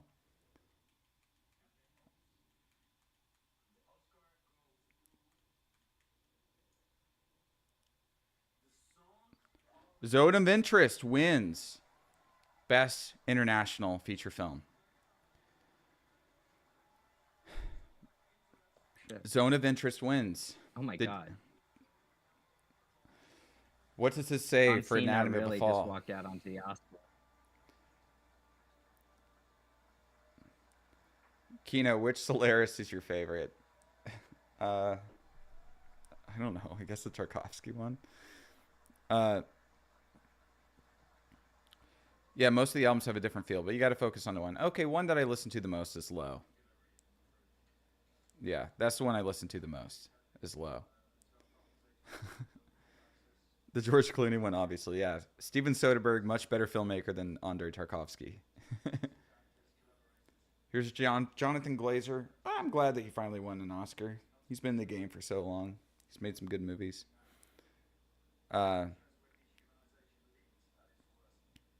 Sound and vision looking head.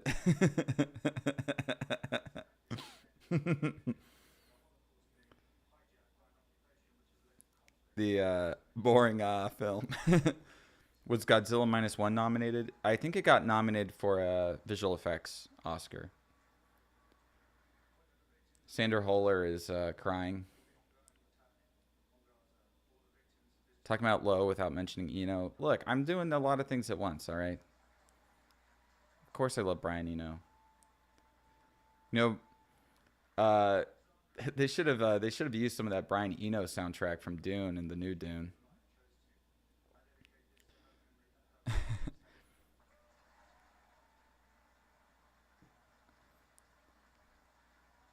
Anatomy of an Oppenheimer. I always felt like sitting through the whole thing. I'm not even listening to their speeches. Like who cares about what they're gonna say? I don't know. Who cares what these people are gonna say? I don't give a shit. Who's your favorite member of Million Dollar Extreme? Well, obviously Charles Carroll. All right.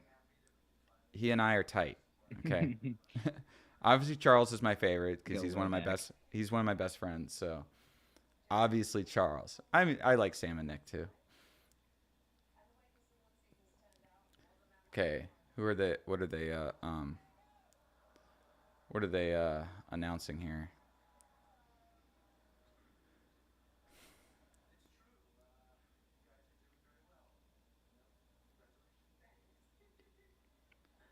Let's see. I stop and listen when Ryan Gosling is talking.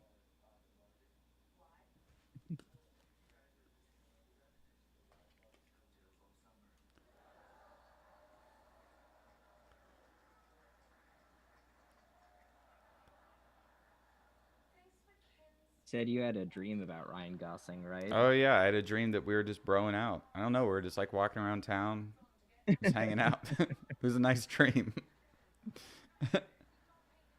That's crazy. He's in your subconscious now.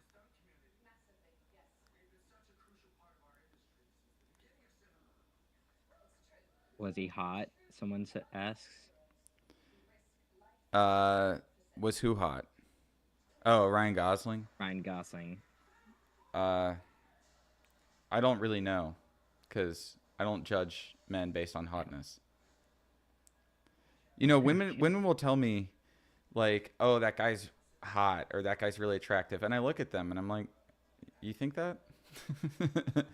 But I guess like it's the same thing for like women, where it's like guys will be like really attracted to a woman and the woman's like, what?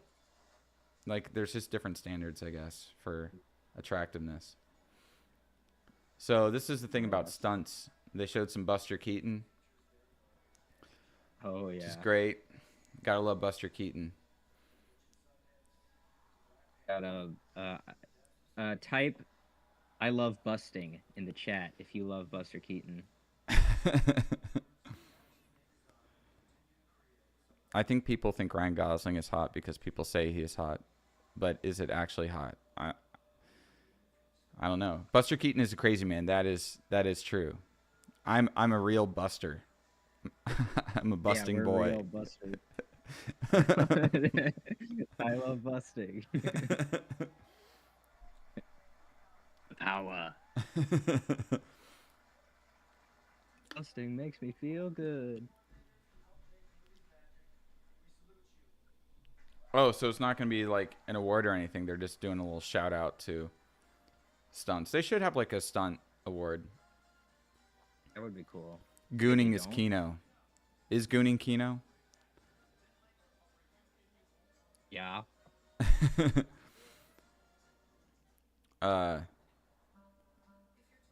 Kino, thoughts on Toronto Film School?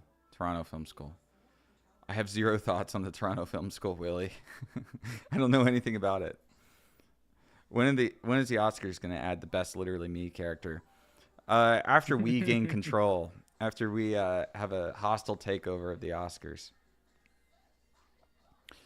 You should buy the new Criterion edition of Belatar's Workmeister Harmonies. I probably will. I saw the new restoration in theaters a few months ago. It was pretty great. Have you seen The Cremator?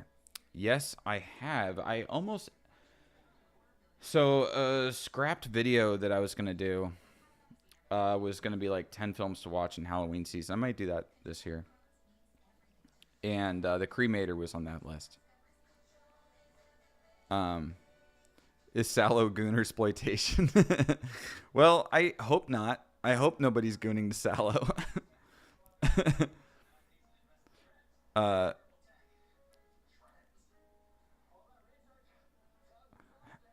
I love busting and slamming everywhere. Stop edging under the... I'm not edging. Look, I'm just my legs, I have shaky legs, you know. I have legs that just like I can't stop moving at any time. All right? Sorry. Best Goon Awards. Your uni has a Sallow showing this month. You better go and you better represent. I'm tweaking. Yeah, I'm tweaking. That's what I'm doing. Dark Side Pill moment. The Outwaters fan. I got sent a screener for The Outwaters. And I ended up not watching it. Just because I was really busy. And it was like a screener. It was like, hey, can you like review this movie for us? And if people like send me their shit, they're like, hey, can you make a video on this? My go-to answer is no. What about that great movie you were sent? Review. No, I think this is... The one where... Which one? The one that Emp Lemon also watched? This is The Outwaters. So I didn't watch it, and then Emp Lemon called me, like, after it came out. He called me, and he started complaining about that movie. And I was like, okay, I guess I won't watch it. Oh, let me turn up Solar Sand's audio here. Because Mumkey was loud. Okay. Mumkey was loud, but you're kind of quiet. Okay. I might be a little... I don't have my good microphone here. I forgot about it. I forgot that this was all happening. So sorry about that. I'm getting notifications here. But my medieval film class last year showed us Martyrs. Oh, wow. Try not to stim challenge. Keep your hands visible, please. Okay, guys. All right, guys. I'll keep my hands visible. I like to shake my legs. I'm sorry. I'm such a bad guy for liking to shake my legs, all right?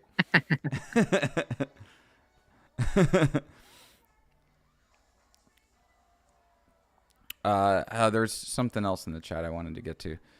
Oh, yeah, with the Outwater. So, and then my parents called me about a month and a half ago, and they were complaining about the Outwaters to me, and I was like, I hadn't even, like, thought about that movie. But, yeah, every time once in a blue moon, you know, once every few months, somebody will, like, send me a film and ask me to maybe review it on my channel, but I don't really do those kinds of videos, so I just tell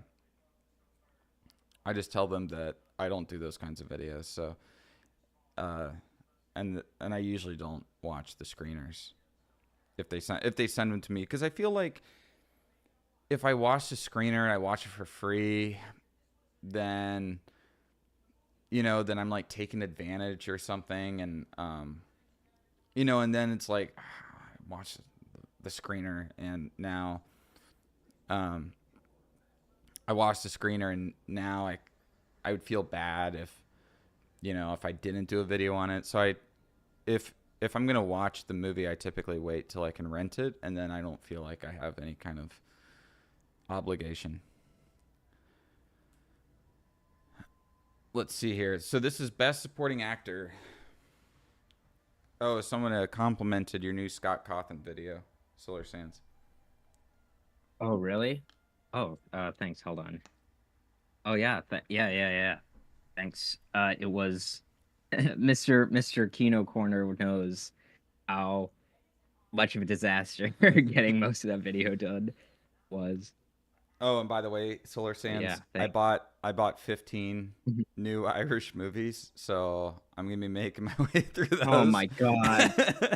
So How the fuck do you keep finding them? How do you keep finding more? Well, I bought You keep them in telling me your Ireland. list is almost done. I know, and then I bought Oh my 15. So when you You come bought 15. when you come back home, get ready to see more green fields. Oh my god. I can't wait to see the same cliff and ocean that I've seen in every other fucking Irish movie. Kino, are you popping us in? Hell yeah, I am. Oh my god. When am I not popping zins? Am I right? You're taking a trip down Zimbabwe. Yeah. That's Let me see. hilarious. You go to any Labyrinth showings near you, Kino? No, but I will be seeing Don Hertzfeldt give a talk tomorrow night. I'm seeing Don Hertzfeldt talk. That'll be cool. At AFS. The Irish Kino. Well, I mean, I'm American, but thanks. Who is your favorite actresses? A lot of my favorite actresses are like from the golden age of Hollywood. Mr. Medicare going to be streaming about Kino's Zennies. I don't even think he knows who I am. I don't think Mr. Medicare knows anything about me unless Turkey Tom told him. But Oh shit. Turkey Let's see. Tom. Yeah, He's been busy yeah, he has been. with He all the was- Wilbur Soot, all the Minecraft shit. I don't know any. I don't know who Wilbur Soot is. I don't know who any of these people he makes videos on are. Yeah. Well, I know Wilbur Soot because he's a big Minecraft YouTuber, or was. He's in a band now. The accusations are just kind of funny. I don't know. I mean, like in a kind of weird way. I mean, they're not funny if they're true. But apparently, Wilbur Soot just has a thing for biting chicks. I mean, don't some women kind of like that? Yeah, but apparently the women like told him to stop or something and didn't like it. Oh, yeah. As I said, I don't keep up. Apparently, that's I the don't- allegation. I don't keep up with any of don't- this stuff. Yeah, I'm not. I only keep up with it because I knew some of these people, or I watched some of these people before they, because he's in a band or something now, and he just stopped making videos, I think. Oh, yeah. As I said, I wouldn't bet. know. I don't Yeah. watch. I don't watch. You're way Minecraft. out of the demographic. I'm too old. for- I'm too old for that. No one's too old for Minecraft. I am. Yeah, maybe. Delete Maybe the if they lolly put Kino. Dave Hey, hey. I'm not a I'm not a bread tuber. All right. Kino allegations win. That would For entail being me. too base. That would entail me leaving my house. That would entail me leaving my house and not just going to work. How old are you? I'm 29. Oh my god, disgusting. Yeah, I'm almost I'm gonna be 30 in 3 months. Oh, Yeah.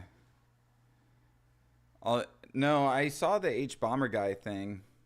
Um, I I have guess no idea what's happening with that. I mean, I do, but I just don't. There's so much stuff going on behind the scenes right now that I'm just like I don't think H Bomber Guy has tweeted. Okay, never mind, he did, but he's never made. He hasn't made a tweet Robert Downey Jr. since wins. James. Robert Downey Jr. wins. Really? This was pretty. This was pretty predictable. He was a Okay. shoo-in for this, but I was still gunning for my boy Gosling. Still gunning for Gosling, but yeah, RDJ was. This is a very predictable win, guys. Oppenheimer sweep has just started. All right. Oh my god. We are so back. Oppenheimer sweep. Patriots are in control. Trust the plan. And good God. Real Oppenheimer Patriots are in control. Has Gosling gotten an Oscar before? No, I don't think so. Holy shit! Really? Gosling, no, don't reach for the hammer. Guys, we're about to see an Oppenheimer sweep. Okay, Poor Things. It had its day. It had its fun. Now it's time for Christopher Nolan to come and steal all the gold away from everybody else. Has Downey got an Oscar before? Didn't he get one for Chaplin? I thought he got an Oscar for Chaplin.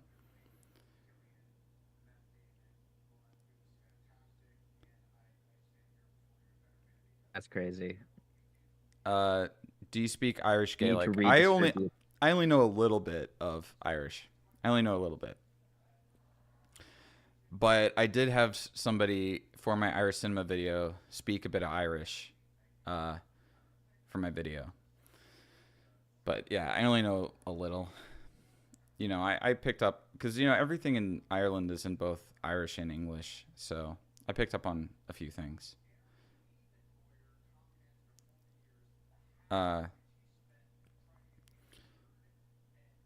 Let's see. You should know more considering how many Irish films you've seen now. Like, I know, like, Please is Little. Thank You is Goder Maggot.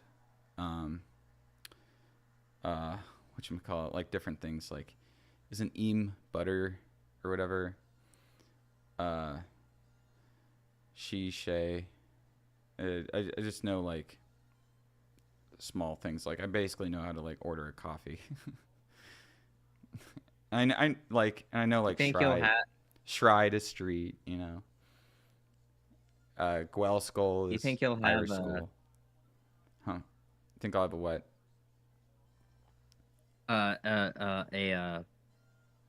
A cool thesis for the Irish film movie, Irish film video. A cool thesis for Now it? that you've watched so many, or like Yeah. some kind of takeaway. Yeah, the Irish film wouldn't exist if not for the Weinsteins. Oh my god. It's kind of true. Are you serious? I'm Are you serious. serious? Yeah. That's gonna be your entire video. No, that's not gonna Why be you my... should thank the Weinsteins. No, but it is kind of true because the Weinsteins, they distributed My Left Foot, and My Left Foot is the movie that It's the famous Family Guy cutaway. My yeah. left foot. Yeah. I don't need a fucking psychologist. That was a great line in My Left Foot. I loved when Daniel Day-Lewis sang The Foggy Dew. That was good. That was a good one. But no, so My Left Foot was like a pretty big success. And there really wasn't any infrastructure for making Irish films before My Left Foot. Like, when you look at Irish films before that, you have lower budgeted films like Maeve and the films with Thaddeus O'Sullivan and films like Poaching and like things like that. And then you had movies that were American or British productions, you know, even though like a film like Excalibur and Zardoz, you know, John Boorman's Irish, but they were funded by foreign companies. You had like American movies like The Rising of the Moon and The Quiet Man and The Informer. Um, but like they weren't funded by Irish investors, and there wasn't any sort of like infrastructure in Ireland to actually create Irish film. And My Left Foot's success basically woke the government up to create the Irish Film Board uh, and to pass laws that basically made it easier for Irish people to invest in film. And it essentially led to, yeah, Irish cinema, like a national cinema, being created in the early 90s. Um, and yeah, so, and you can, My Left Foot was funded by a British TV company, I think, but it was distributed by Miramax. And so, yeah, and so, its success you can probably lay at the feet of Harvey and Bob Weinstein.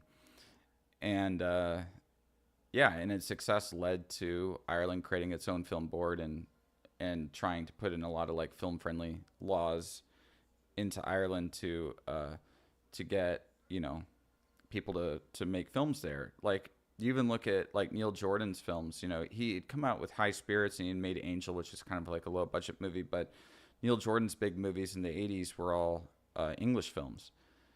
But then he started making Irish movies in the '90s after the success of My Left Foot. And basically, what it came down to is that My Left Foot was this resounding success. Okay, I gotta go. All right. I might be back. All right, thank So you. for the chat, My Left Foot was like a resounding success, right? And then basically Ireland realized that it wasn't getting a single penny. It wasn't getting a single penny from the profits of that movie.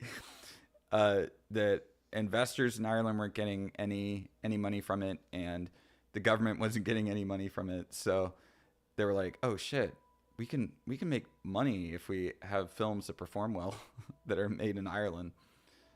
So that's kind of what led to the creation of the Irish Film Board. And then that's why in the 90s there was a big boom in Irish film. And you see like all these Irish movies by Neil Jordan, like The Crying Game and Michael Collins, Jim Sheridan doing films like The Boxer, Terry George, Some Other Son, In the Name of the Father. Plenty of other movies around that time as well. Tarantino should have directed My Left Foot. Arnold Schwarzenegger and Danny DeVito. Oh, just like that one movie. Rip Irish Board. Danny DeVito is a very short man. He's a very short man. I ran into him on the street one time. Maybe 9 years ago. And I got a picture with him, and I had to like kneel down to be in the same frame. The BBC funded The Crying Game. Yeah, they might have funded The Crying Game because I think that was 91 or 92, and I think the film board was made in 93.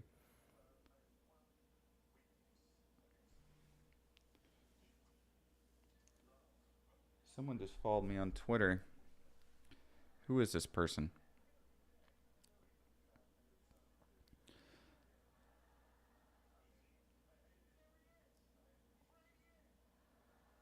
I don't know who this person is. Ratman? Yeah.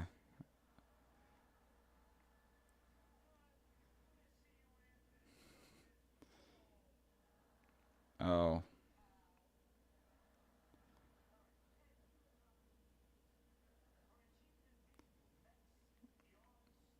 Oh, shit. I I posted that incel movie compass, and I guess did Wang retweet it? Is that why? Oh, okay. That's why there's so much cringe in the replies.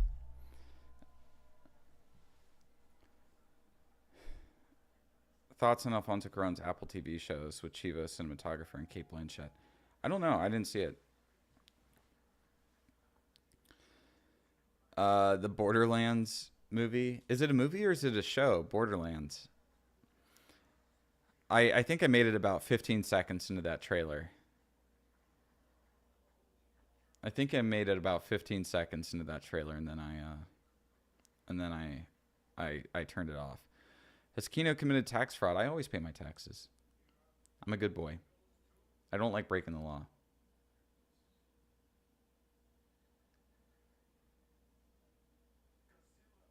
Godzilla. Oh, we are so back, guys. We are so back. Godzilla -1 wins best VFX. Hell yeah. Hell yeah. Let's get some hell yeahs in the chat right now. Guys, I need to see some hell yeahs. Chudzilla. Look, it's gonna be an Oppenheimer Godzilla sweep.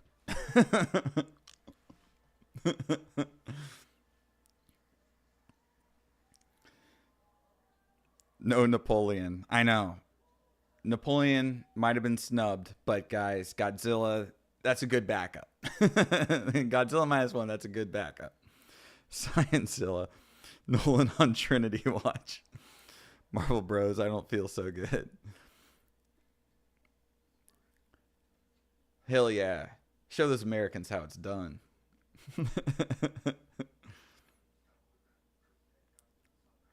Anyone seen The Butcher Boy? Fantastic. I love The Butcher Boy. Eamon Owens did a really great job as the protagonist in there. Same writer as Breakfast on Pluto. Butcher Boy and Breakfast on Pluto are written by the same guy. Movies directed by the same guy too, but two different guys. Neil Jordan is director, but I forget what the writer's name was. Godzilla +1 Oscar. That's right. Guys, we are back. All right. To keep up with my heritage here, I'm going to get another beer, but unfortunately, this was the last Guinness that I had, so I'm moving over to real Texan shit.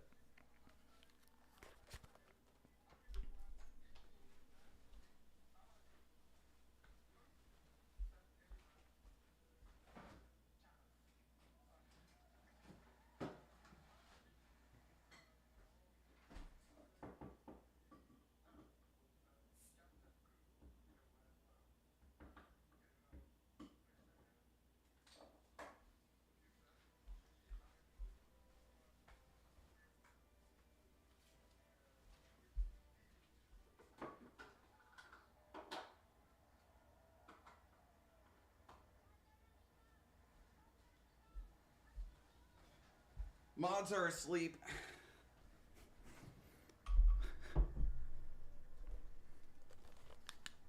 Fago acquired. No, guys. I have a little bit of self-respect, all right? I'm drinking Shiners, all right? Real Texan shit.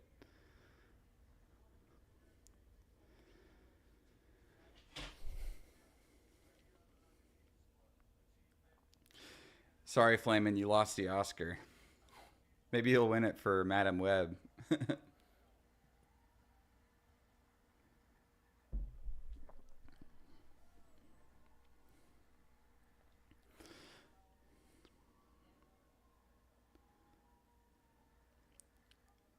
Egg Gang represent. Unfathomably based. Yeah, Shiner's some good stuff.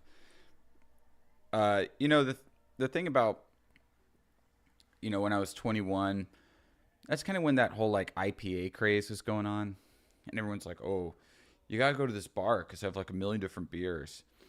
And I'd go and, you know, I was like, oh, beer's kind of like soda, you know? They have all these different flavors.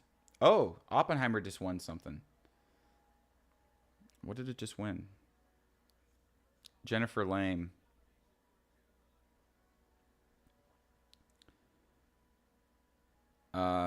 What did she do?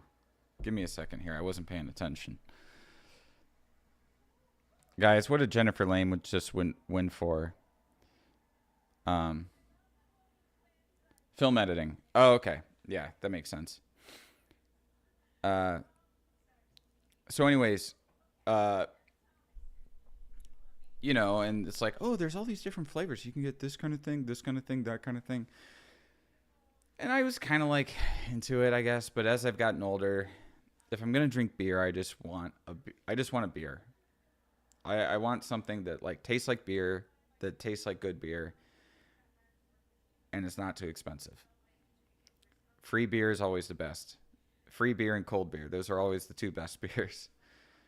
Um, but if I'm gonna drink beer, which I actually don't drink beer that often, but if I'm gonna drink beer, I just want a beer. I don't want an IPA.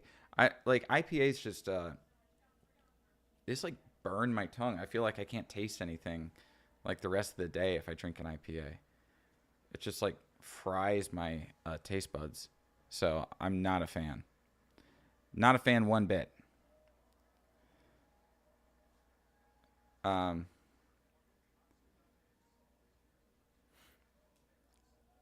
Oppenheimer editors, editing haters seething right now. Guys, we are in for the sweep, all right? Old man behavior. That's right. Have you watched the Yajit Ray's films? Of course. I've seen in 5 of his movies, I think. Yeah, I think I've seen. Ah, they're singing. Got to turn that down. I saw the chart on X. What actually is the incel movie? I don't really know. I like that chart is not a serious chart. And it's like, oh, you've seen these movies. You've seen these popular movies. Uh-oh, you might be an incel because you've seen popular films. It's like, okay, whatever. Yeah, Madam Web is on the bag for next year. That's right. Guys, next year's going to be Madam Web sweep.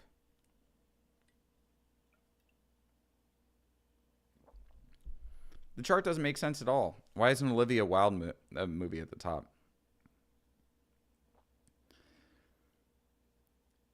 I mean, I've seen a lot of movies, and those movies are all super popular. So it's like, okay, I've actually, and they even got the name wrong. They say The Lonely Place, but I'm pretty sure the title is In a Lonely Place, but I didn't highlight it because I was like, I don't know what they're talking about. I didn't really give much thought to the chart. But I've seen In a Lonely Place, so I guess I just need to see 2 more, and then I'm just a schizo incel or something, but I don't know. That doesn't make sense. Oh, don't watch this movie. It'll make you an incel. No, it won't. If you actually think that, you have something wrong in your head.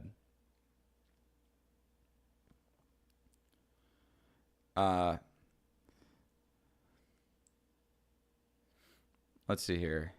Beer makes me piss too much. Yeah, that's true. I don't know what this song was for, but I can't listen because I don't want to get taken down on YouTube.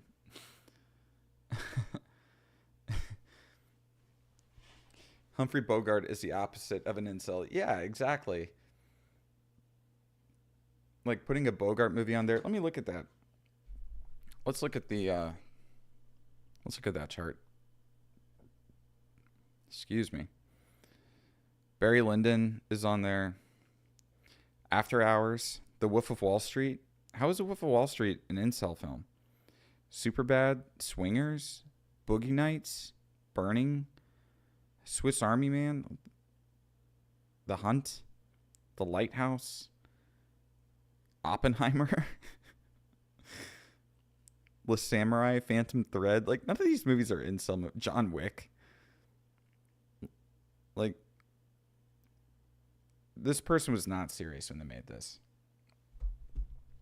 This is not a serious chart. Anyone taking this chart seriously has a below 100 IQ.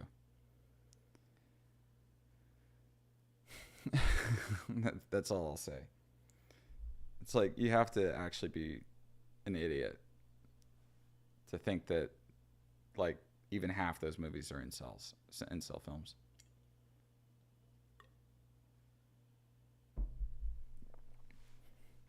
Who's Xanderhall? I've heard that name.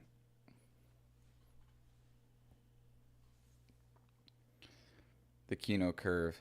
So average film Twitter user. Yeah, I guess so.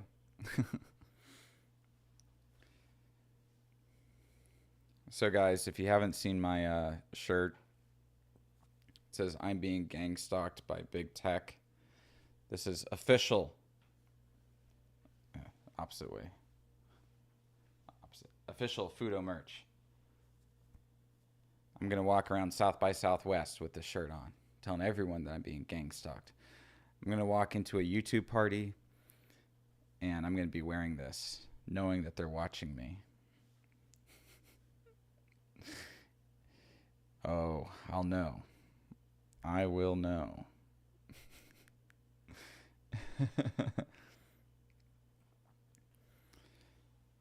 Oh, it was Zone of Interest A24.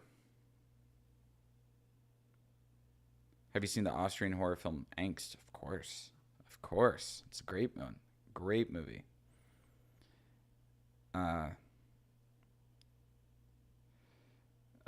We don't sell the merch, but if you come to our events, we just give the merch out. It's like to give to friends.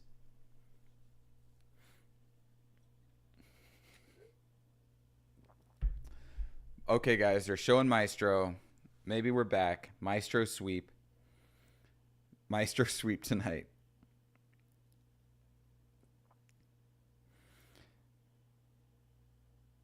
There's Bradley Cooper. Oh, we know he's going to win. Look, Oppenheimer and Poor Things, they had their fun. Time to move over for the king. Jimmy Kimmel's talking mute.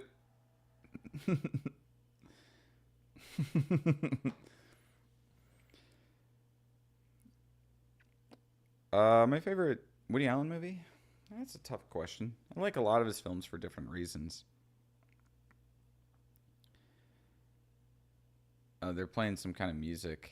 I'm not going to listen to this. Jimmy Kimmel just is. I don't even want to like look at the screen when Jimmy Kimmel's on the screen but I want to know when he's off the screen. Can like somebody in chat tell me when he like just they cut away from him? I won't even look at his face.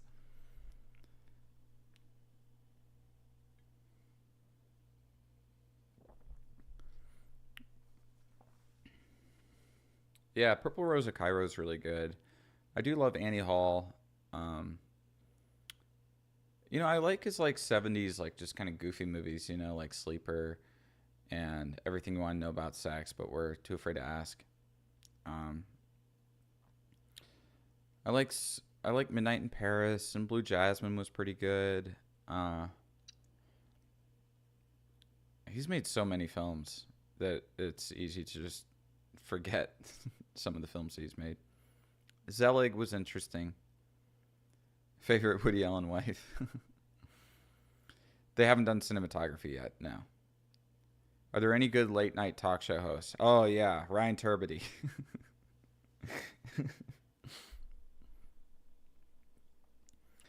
I'm just kidding about Ryan Turbity.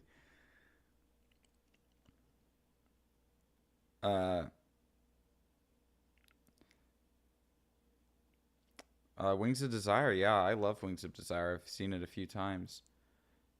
Very poetic, very beautiful film. I mean, Peter Falk is awesome in that. Bruno Gans, Nick Cave.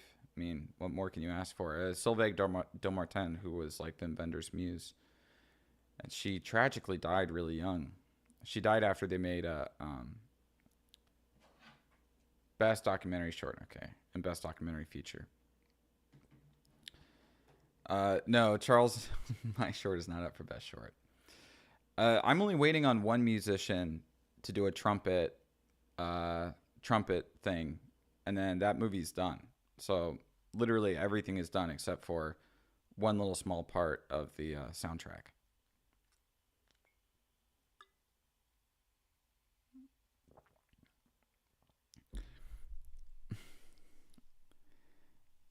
It would be really funny if Barbie won Best Picture.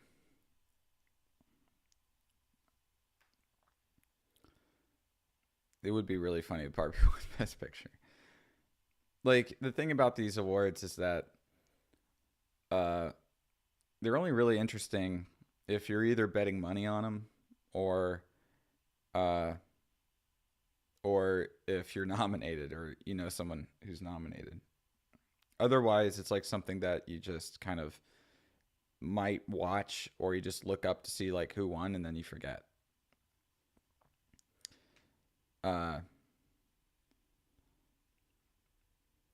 yeah, I really, really like Wim Wenders. He's one of my favorite directors. Why are they giving Oscars to infomercials? Look, you know, Wings of Redemption better than Peter Falk. Get out of here. Get out of here right now. All right. Popeye's Wings better than Wings of Desire. Willie, I think you should watch Wings of Desire. And I think you should actually try Popeye's Wings. Yeah, I wrote a review of Perfect Days on my Letterboxd. I wrote a review of Perfect Days on my Letterboxd a few days ago. Yeah, I really like all that jazz. That's a good one. Have you watched Nathan Fielder's The Rehearsal? Yeah, I saw The Rehearsal. I really liked it. I thought it was interesting. Uh, I haven't seen his new show, The Curse. I haven't watched that one. Uh, was Maestro a gay film? I mean, it's not really. Have you tried KFC's Chizza? No. I don't know the last time I was at a KFC. When was the last time I was at a KFC? It had to have been like more than 5 years ago. They should get Keemstar to host the Oscars. Have you tried the Bojangles Bowl? No, I think I've been to Bojangles once. We don't really have Bojangles here in Austin. At least none that I know of. Yeah, I watched like 30 minutes of Saltburn and then I turned it off. Uh, yeah.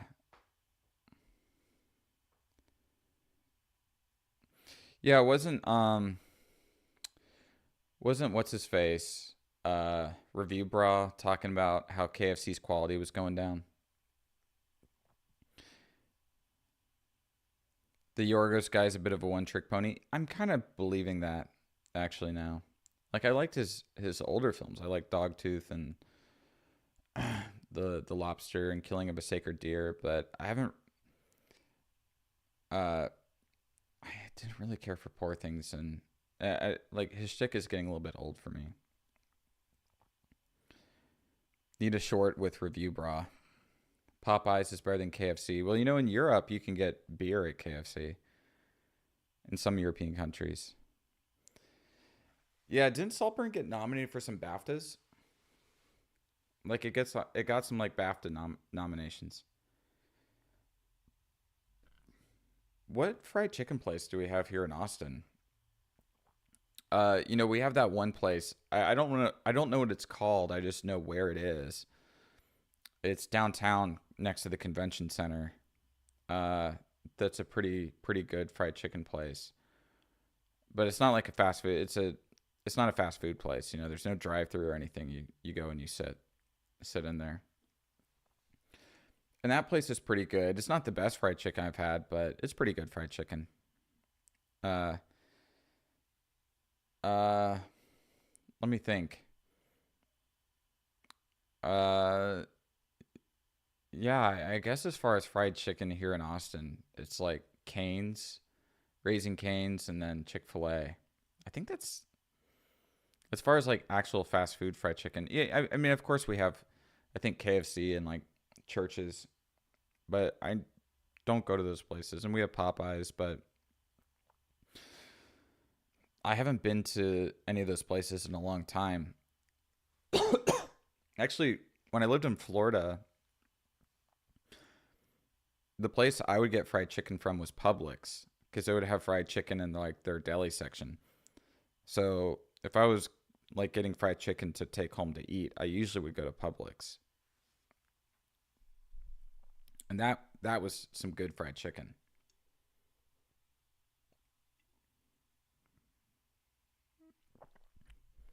You know, I think we have a Culver's. Uh,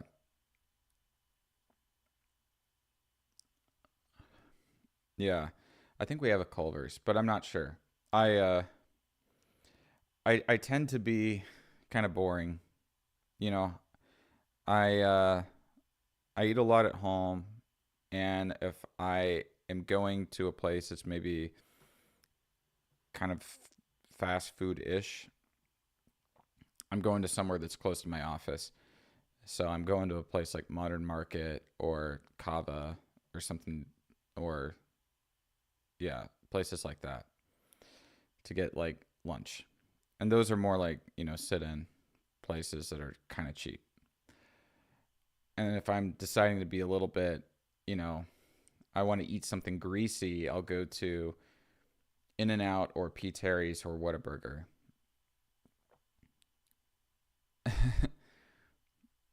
uh, Saltburn needed some salt. Could American Psycho count as one of the best Canadian films ever made? Was it shot in Canada? I don't know. I didn't look into that. Wisconsin will conquer America through butterburgers and custard, inshallah. Uh, I don't think I would ever go onto the Lolcow podcast with Wings of Redemption. Mainly because I don't really know. I mean, I know a bit about Wings, and I know, but I met Boogie when I was first starting as a YouTuber. I was at a party, and I met Boogie at the party, and I thought he was kind of weird, so I didn't really talk to him that much. I hadn't seen any of his videos before that, but like I kind of knew who he was. Not that I've really seen any of his videos since. So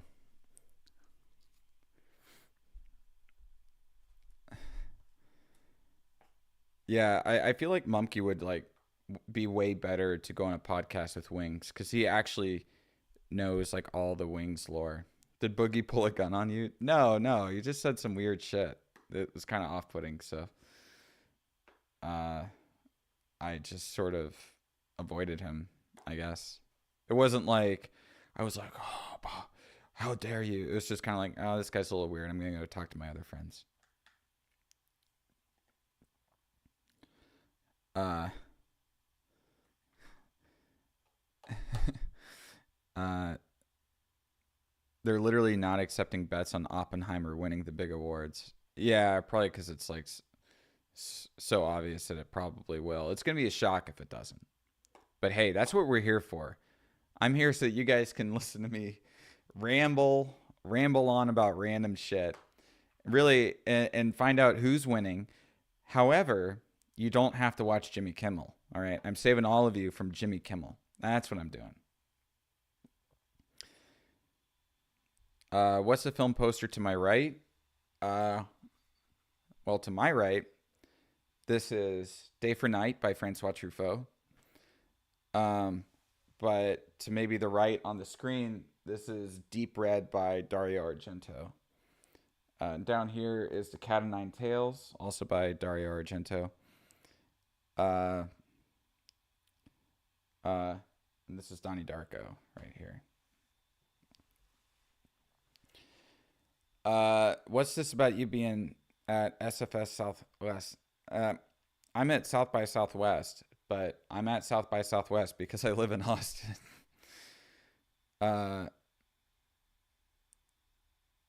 But anybody who's in Austin, send me an email. You can find my email, I think, on my About page here. Because I am putting on an unofficial South by Southwest concert next weekend, this upcoming Saturday, March 16th. Tanuki Chan and Ringo Deathstar will be headlining. It's going to be a fun night.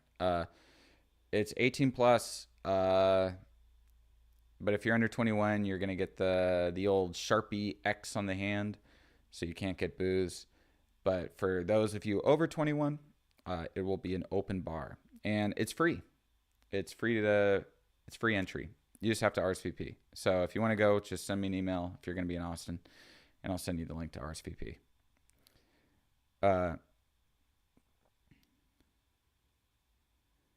feel like your fans would cause you scary harm potential. Have you fought them in real life? I've met a lot of my fans in real life. I mean, I don't like to say fan. I mean subscribers. I met a lot of my subscribers in real life, and just about all of them have been super cool. Yeah, just about all of them have been, you know, really chill. There's a lot of like dads in my audience. There's a lot of like dads in my audience. Like they tell me about their kids and stuff. I think my audience skews a little bit older than a lot of other YouTubers. Like, this is cinematography.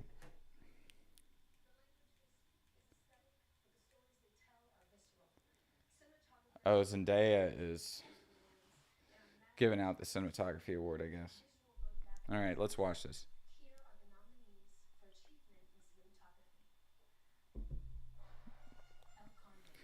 Well, Hunchback Magoo, what can I say? Your body was so beautiful. I couldn't help myself. But yeah, no, every subscriber I met in real life has been really cool. I have had zero issues. I've had some stuff like mailed to my office. Oh. Oppenheimer wins! Oppenheimer sweep, let's go! Let's fucking go! Hoyt van Hoytsema, this is a whole career in the making. He's an amazing cinematographer. He deserves it. We're so back, guys. But I've been sent stuff in the mail by some of my subscribers, but it's been like cool stuff. It's been like movies or like vintage movie posters and stuff.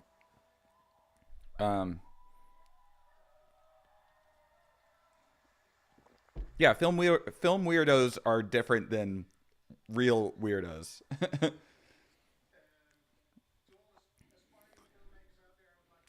Sweepenheimer. Oh yeah, Ariel gave me these two. Yeah, he gave me these two LPs last year. For our South by show, I put on an Ariel Pink concert, and we had full turnout. In fact, we had I think there were like 300 people who couldn't get in. It was something crazy like that. But we had great turnout, and yeah, and Ariel gave me these two records here. Kino Corner. Emp Lemon, how's it going? Am I live on the show, ladies and gentlemen? You are live on the show. Everyone say hi to Emp Lemon. There's a latency.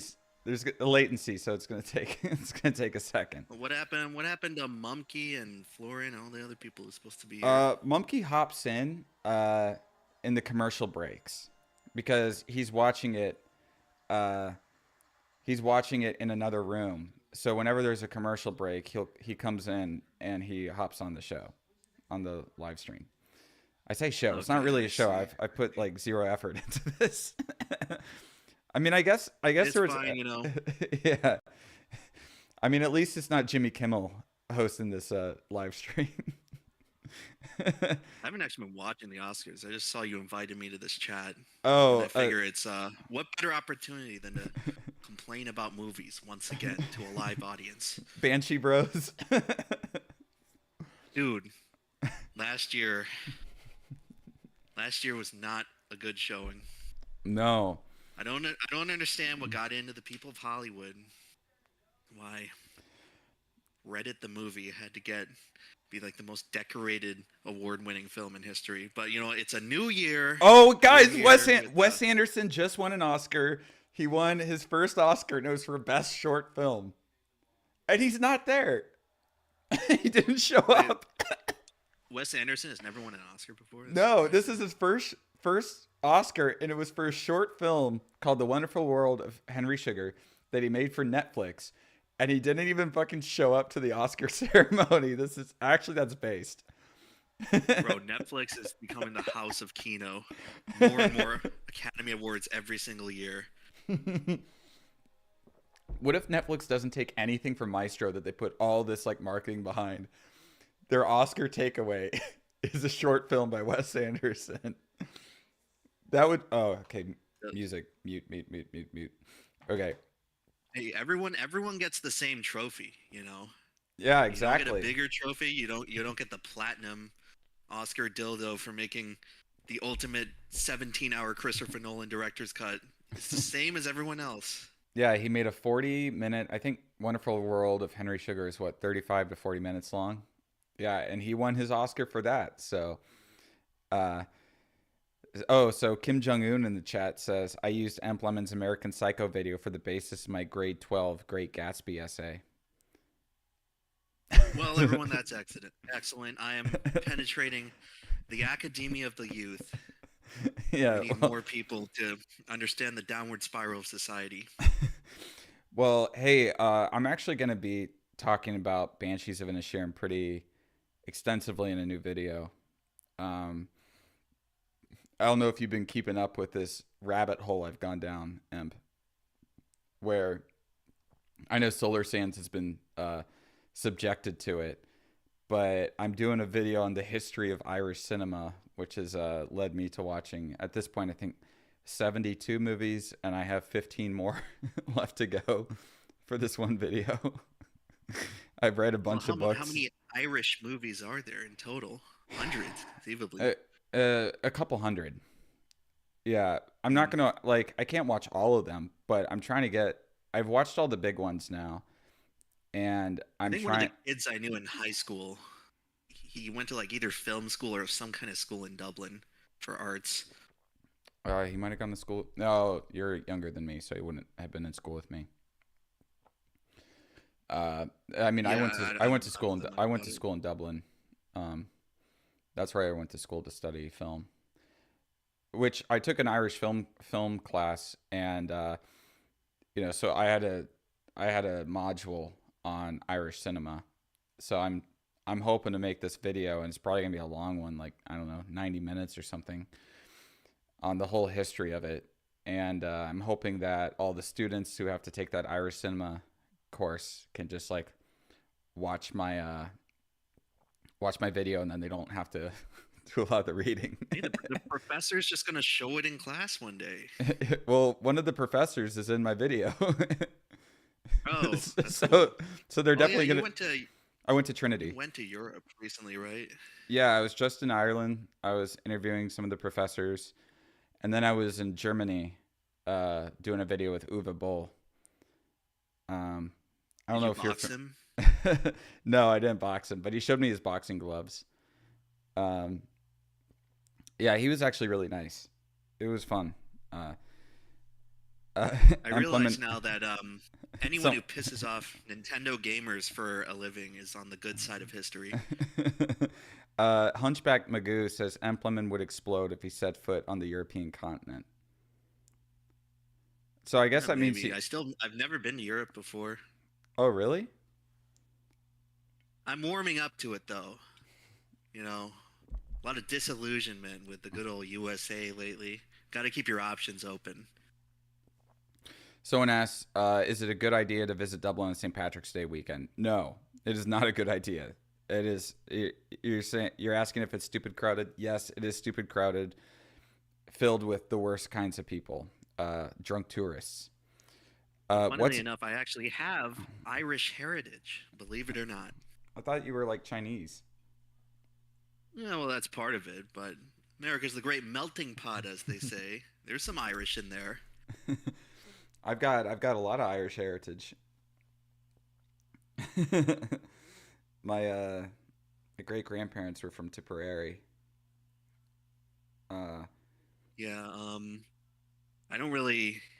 I guess I would be descended from there's people in like the Boston, Rhode Island area. There's a lot of Irish descended people there, but in terms of actual interaction with Irish culture, I don't like have any. It's just too many generations removed. Yeah. Let me see. Coca Tortoise is saying Ireland, December, January is cheapest for airfare, but it rains and it's cold constantly. Look, it rains and it's cold constantly, like all the time in Ireland, but it never gets that cold. Like Ireland doesn't get as cold as it honestly should because it's got the Gulf Stream warming it up. So it's like, yeah, it might be in the 30s, but that's not that bad. Um, are there any good documentaries about the Irish War of Independence? I bought one called 1916. It's narrated by Liam Neeson. I'm gonna watch that. I'm gonna watch that documentary. Well, but 1916 is about the Easter Rising. Okay, this is a question for Amp. This was just a question for me, but I'll pose it to you. Do you think the beauty standard in Hollywood has been lowered? Oh, yeah, this is something I picked up on when I watched Seinfeld last summer. Dude, Seinfeld and Larry David, they had an eye for like the most beautiful women.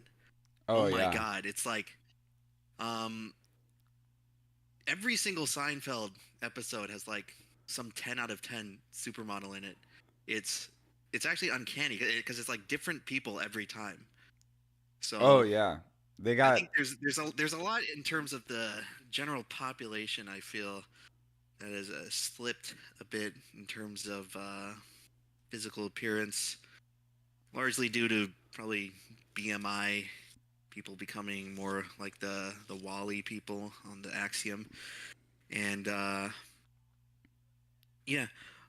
Who are the biggest starlets right now? It's like Anya Taylor-Joy and Zendaya. Zendaya are probably being cast in like the most star-studded roles. I wouldn't call any of them ugly, but it's definitely a different look now compared to like the I guess like the type of women who used to get cast in like Adam Sandler movies. Someone says But George Costanza knew how to wrangle some poontang, buddy. I introduced Solar Sands to Seinfeld. He had never seen an yeah, episode. I really enjoyed Seinfeld. I'm surprised at how strongly it holds up with just a lot of the humor. It's a lot more timeless than I thought it would end up being, based on it being a very clear time and place as the setting of the show. Oh, so now But they're no, doing a lot of the humor yeah. is still really good. Now they're doing best sound. Uh they're doing best sound. Also, Amp, I'll have to send you I sent your girlfriend a list of Italian movies to watch cuz she's learning Italian. Did you guys watch any of those yet? We have not. Oh, you should get on that. There's some good ones in there. And don't worry, I didn't say sallow. Oh, I did recently watch the Dollars trilogy. Speaking of Italian film, Oh yeah, those are great. I love the Dollars trilogy. yeah, it's very different. I wasn't expecting to like them as much because you watch them. They're definitely rough in terms of the production quality. It's very different than anything we have today because all the dialogue is ADR, and the actors are not like casted according to the actual ethnicity like they are today. But visually, the films just stick with you. They stick in your head. Well, yeah, they were So shooting those on like 2 perf 35 Technoscope, so they could get like twice as much footage from the same roll of film, but it makes it grainier because it's like each image is like literally half of half of a frame basically, and that's what also gives it its widescreen look, because it's literally like you're seeing half a frame, so it's almost closer to like crop 6. it in. Well, They like blew it up and they cropped it in. no, it's not really like cropping it in. It's just that they set the gate to not. So usually it's like for most things they set the gate to be 4 perf, and that's the typical. Oh wait, best sound goes to. Oh, best sound goes to zone of interest. Oh, okay. But anyways, No, so it's that they set the gate to instead of showing instead of capturing four perforations worth of 35, uh, it's capturing two perforations worth of 35. So like a normal roll of film, 1,000 foot roll of 35, which is the standard roll, you can get 11 minutes of shooting, but with doing it by shooting two perf, you can get 22 minutes. So it's a lot cheaper, but it makes it look kind of It's grainy. amazing how good. Yeah. But it's still amazing how good you can make those movies look with such a low budget. Yeah, I think that they had a much bigger budget once they got to The Good, the Bad, and the Ugly. But A Fistful of Dollars was definitely like lower budget. But even then, like Some of the shots, like the good, the bad, and the ugly, definitely shows where it's like, okay, this is like this concept taken to like the maximum cinematic level.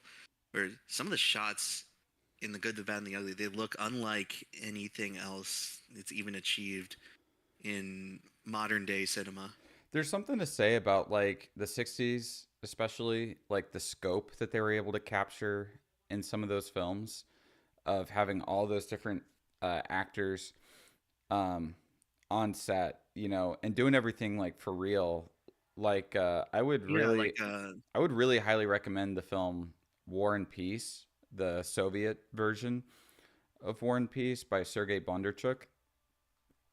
He literally used the entire Red Army to simulate the Napoleonic battles. mm, Um, oh, they're singing "I'm yeah, Just Ken" now on. They're oh singing "I'm Just god. Ken" on the Oscars. Oh, Gosling is sitting in the Well, audience with his cowboy hat on, and he well, I starts remember singing it. one of the shots they showed us when I was in school. I think it was Lawrence of Arabia, where there's like this massive panning shot with like 1,000 extras going across the desert. Mm-hmm. And that's something that obviously doesn't happen today because it's far cheaper to just plug stuff into a computer. No, but you look And at it might probably yeah, never happen again. but you look at like Napoleon, right? And the scale of the battles that they showed in Napoleon, despite it having a bigger budget than like any of these movies that came out in the '60s, right? Despite it having a much bigger budget and its scope doesn't even compare to that of Waterloo by Bondarchuk. Also, I mean, it doesn't That's compare to weird. any of these films, even though it had this massively overinflated budget. Um, Yeah, this mass, Napoleon was a yeah. big disappointment. He really missed opportunity there with I I, I think I think they miscast Napoleon. And it's so obvious it was made by a British guy who really did not like Napoleon.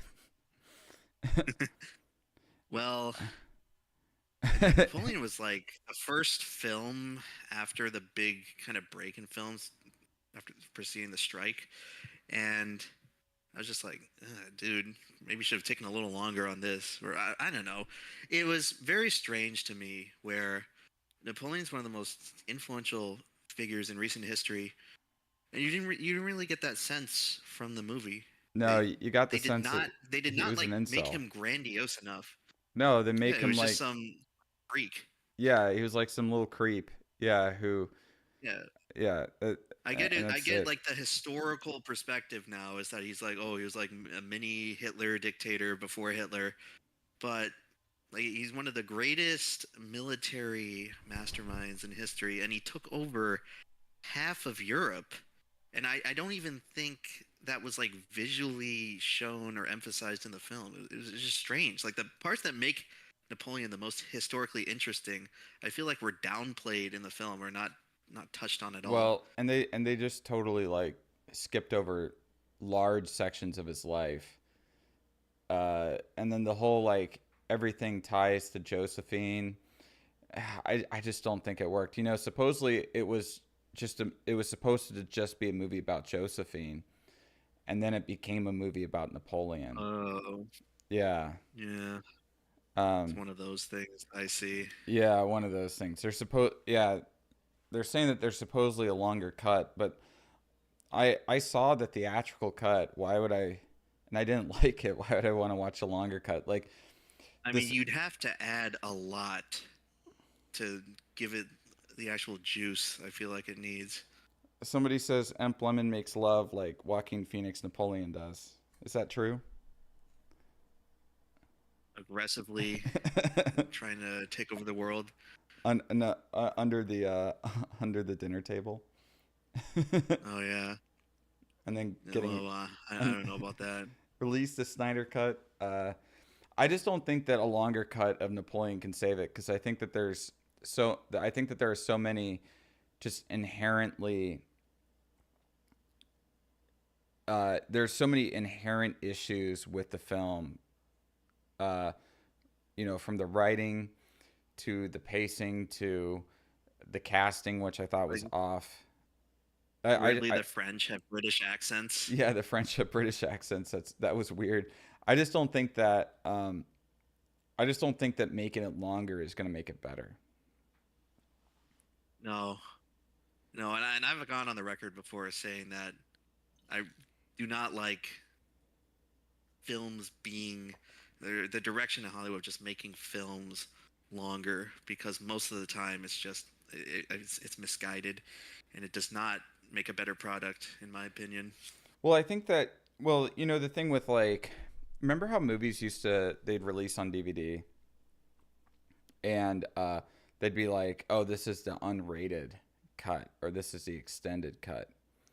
People are not going to know what a DVD even is anymore in like 20 years. Well, I'm the holdout. All right. uh, I have I don't know how many I have now. Probably 1,000. Yeah, I probably have 1,000. Well, yeah, Blu-ray is still like the best format to actually consume something that's not in a theater. Yeah, But no, mostly I have Blu-rays. sadly, I get DVDs for things that haven't had a Blu-ray release, but mostly I have Blu-rays. Yeah.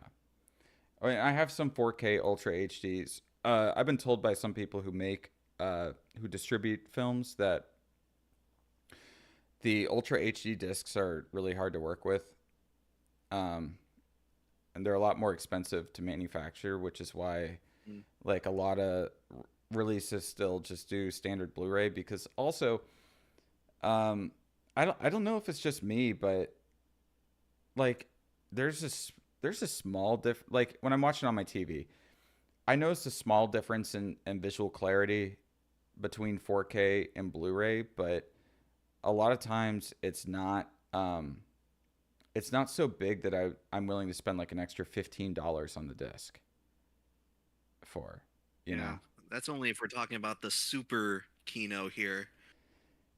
Yeah, Sallow, which doesn't have a 4K release. Oh yeah, Sallow, American Psycho. Yeah, I think I have the 4K of American Psycho.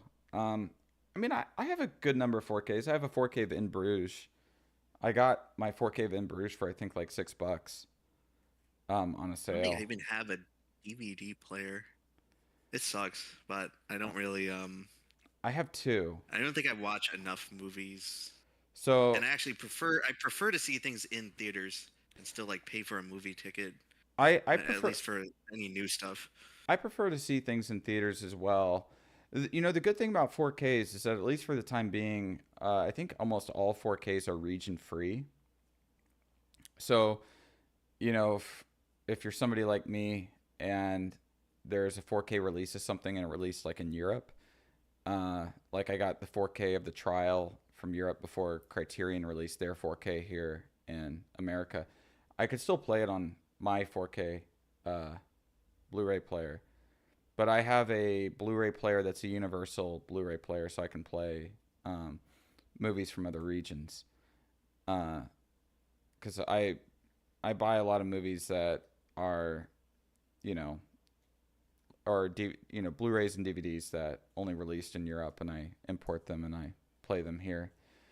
I find the whole like region locking really annoying though. Yeah, I don't really know the technicalities about that. I know that European TVs, like the PAL region as it's referred to in video games, there's like 25 frames a second. So Yeah, Maybe it's just like some DRM stuff. I'm not and familiar. the thing is too is that if you're streaming 4K, you're gonna get a better image on a 1080p Blu-ray because the bit rate is much bigger on a Blu-ray than it is streaming. Uh, and if you're watching something on 4K, then the bit rate's really high, and that's like one reason to watch something on 4K. I have Donnie Darko in 4K. I have Videodrome in 4K. Yeah. I If it's have that high, I can't watch The Dark Knight on my Nintendo DS. the way that it was meant to be watched. Oh, I watched The Dark Knight Rises for the first time very recently, and I really did not like it. I did not care for it at all. Oh yeah, no, The Dark Knight Rises is a mess. Yeah, I kept thinking like, because this is what's touted as like, oh, it's the greatest superhero trilogy ever, and The Dark Knight is a good film, maybe even great. Heath Ledger, like all-time performance and all that, but I've like spent my entire life ever since this movie came out. I've spent my entire life hearing how like the trilogy is made great by like The Dark Knight Rises tying it all together. And yeah, it was just an incoherent mess full of plot holes and pretty stupid things going on in the story and stupid character moments. To answer a question in chat, you do need a 4K Blu-ray player. I have an Xbox Series X, and the PS5 also can play 4K Blu-rays, but it's a regular Blu-ray player won't play a 4K. And then people are talking about Dark Knight Rises in the chat. Somebody asked, was getting caught part of your plan, Emp? I don't know. It would be extremely painful. My Letterboxd review of The Dark Knight Rises, I just made a shitpost Letterboxd review. I gave it 5 stars, and I said it's the best short film I'd ever seen. And I was like, people are telling me that it's longer than 15 minutes, but I only ever watched 15 minutes of it.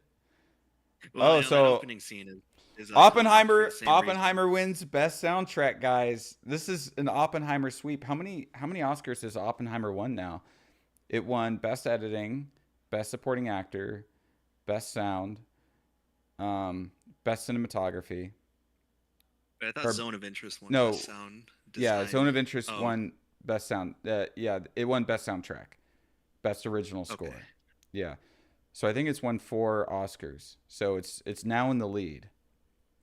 Speaking of Christopher Nolan, and I did like Oppenheimer quite a bit, but weirdly enough, this year I've been feeling a lot worse about my opinion on Christopher Nolan. I'm starting to like fall out of favor with him a bit, just comparing his work to other he's hit or action miss stuff with that me. I've been watching. Hey, Lofty, you're in the chat. Do you want to come into the call? Just tell me in the chat, and I'll add you to the call. Yeah, he's hit or miss with me. I didn't care for Interstellar. I know that's like, dude. I loved the first 90% of Interstellar, but the ending was completely stupid in my opinion, and it just ruined the whole thing. The thing about Interstellar is that it would have been such a great movie if the dialogue weren't so bad. I thought that the dialogue was really bad in Interstellar. The Oscar goes to... Wait, somebody else just won an Oscar, but... Oh, Billie Eilish and Phineas. Is this for original song? Who just won? Who just won? I wasn't paying attention. They just pulled a fast one on us. They were trying to sneak in another let me see. I'm gonna look this up. Costume design, directing, documentary, who cares? International feature film, makeup and hairstyling. Original song by What Was I Made For from Barbie. So Barbie is now an Oscar-winning film. Emp, what's your reaction? Yo. Well, it made so much fucking money for Hollywood. It's probably bound to give it one Oscar at least. Yeah, that's true. It was nominated twice in this category. I'm Just Ken. Dude, And What Was I Made I For? mean, if you take Barbie out of the box office totals for 2023, it's like a bloodbath for Hollywood. If you It's take like one of the worst years in history. Barbie and Oppenheimer, because Oppenheimer made like $1 billion as well. Right? Yeah. Yeah, and they It was released on actually the probably beneficial that they released at the same time. yeah, it was Hollywood was getting their stimmy checks because of those movie releases. Even if you take away the strike, obviously delaying movie releases for 3 or 4 months, it is still an awful year for Hollywood. Just flop after flop. Just no one is interested in seeing the garbage being pumped out anymore. Well, I mean, I liked the new Mission Impossible, but their budget got super hyperinflated because of COVID, and so it didn't make its money back. And I think that was the But, first like, Mission these Impossible in a movies, while to not make its money these back. movies were like in production, or at least many of them were in production before COVID, so that probably screwed up a lot.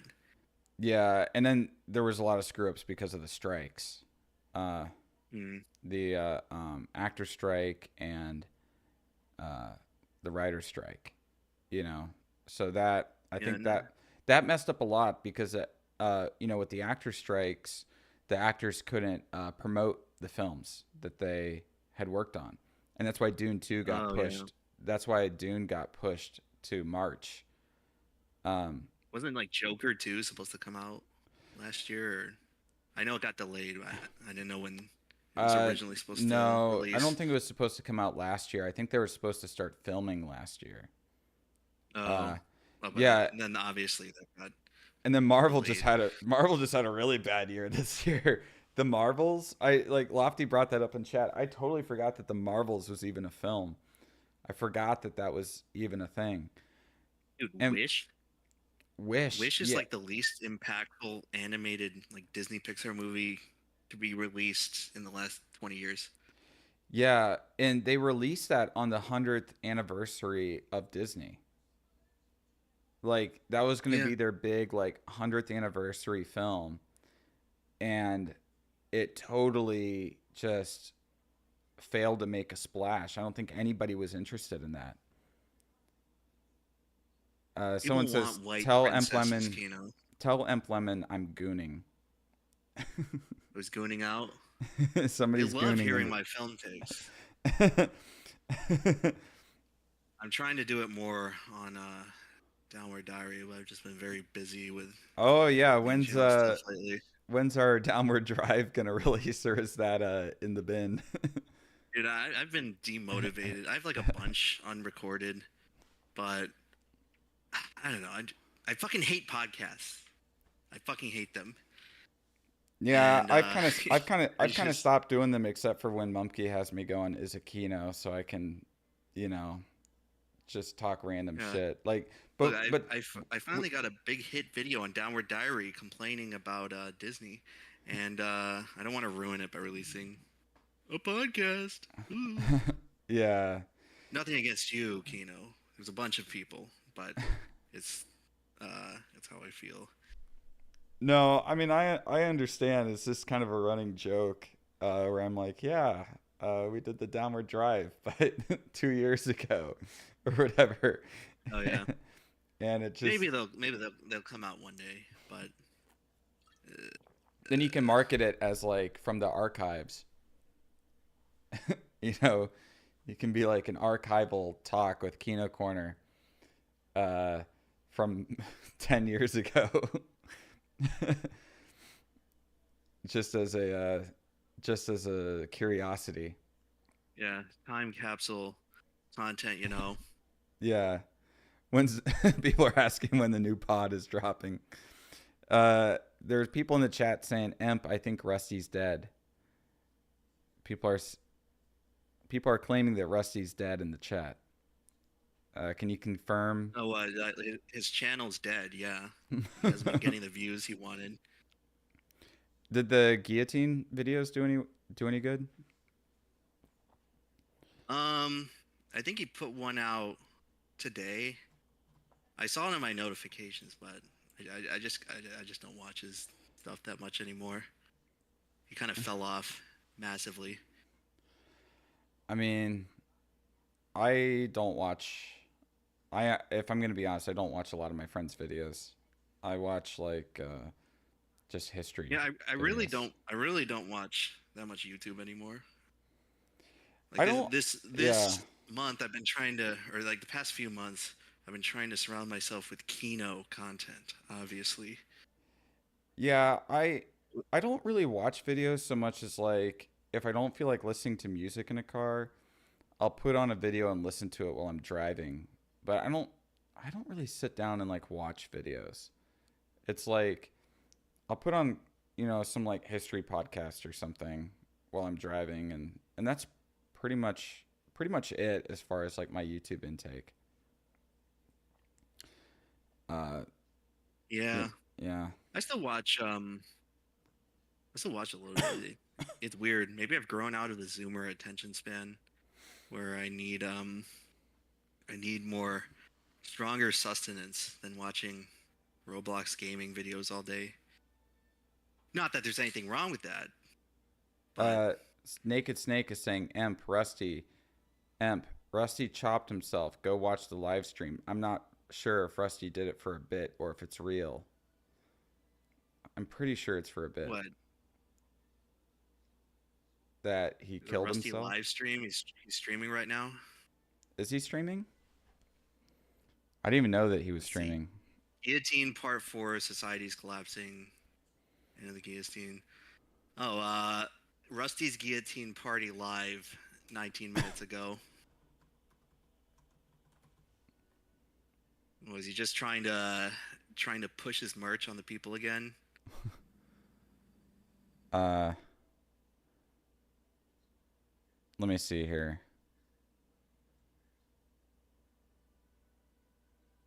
Uh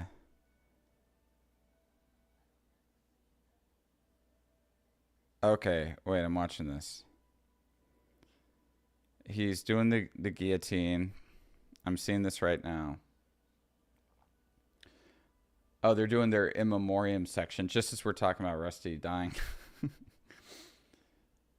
Wait, do people think Rusty used the guillotine on himself? uh I think so. But he doesn't show it. No, he just cuts away to a different camera that loops. So I think Rusty's fine, guys. I think he's fine. Hmm. Well, Yeah. I can try calling him here. Call him, put him on speaker.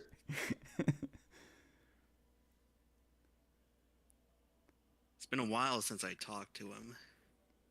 Oh, you don't hang out with him much anymore? Ever since he's been doing this guillotine series, I don't know. It's weird. He's been getting like kind of obsessive about it. Not really going out as much. Bit more reclusive. I mean, but you But could I'm just sure like, this is I'm sure this is just part of the show, you know. yeah, I'm like this is like he's done like pranks like this before. You know, this is not like this is not new territory for for Rusty. All right, I tried calling him and he didn't pick up. But he's Damn, it's probably true just then. busy or something. It's true then. I don't know, I can maybe I'll stop by in the next few days and see We'll do a wellness check. if anything's amiss, you know. Wait, wasn't Let's- Mumkey in here? What is Mum? I know Mumkey talks to Rusty more than I do. What did he have to say? I don't know. I was tagging him in to. I was adding him to come in, but I guess he's sucked into watching the Oscars in his living room, so he doesn't want to go to his little studio room, to his office to talk to See. us. Have you been to Mumkey's house? On- I have not. On Twitter, he says, I've been getting a lot of messages about Rusty. I tried calling him 3 times just now and he won't answer. His stream is still going, but nobody's there. I don't know what's going on either. People seem to be freaking out about this.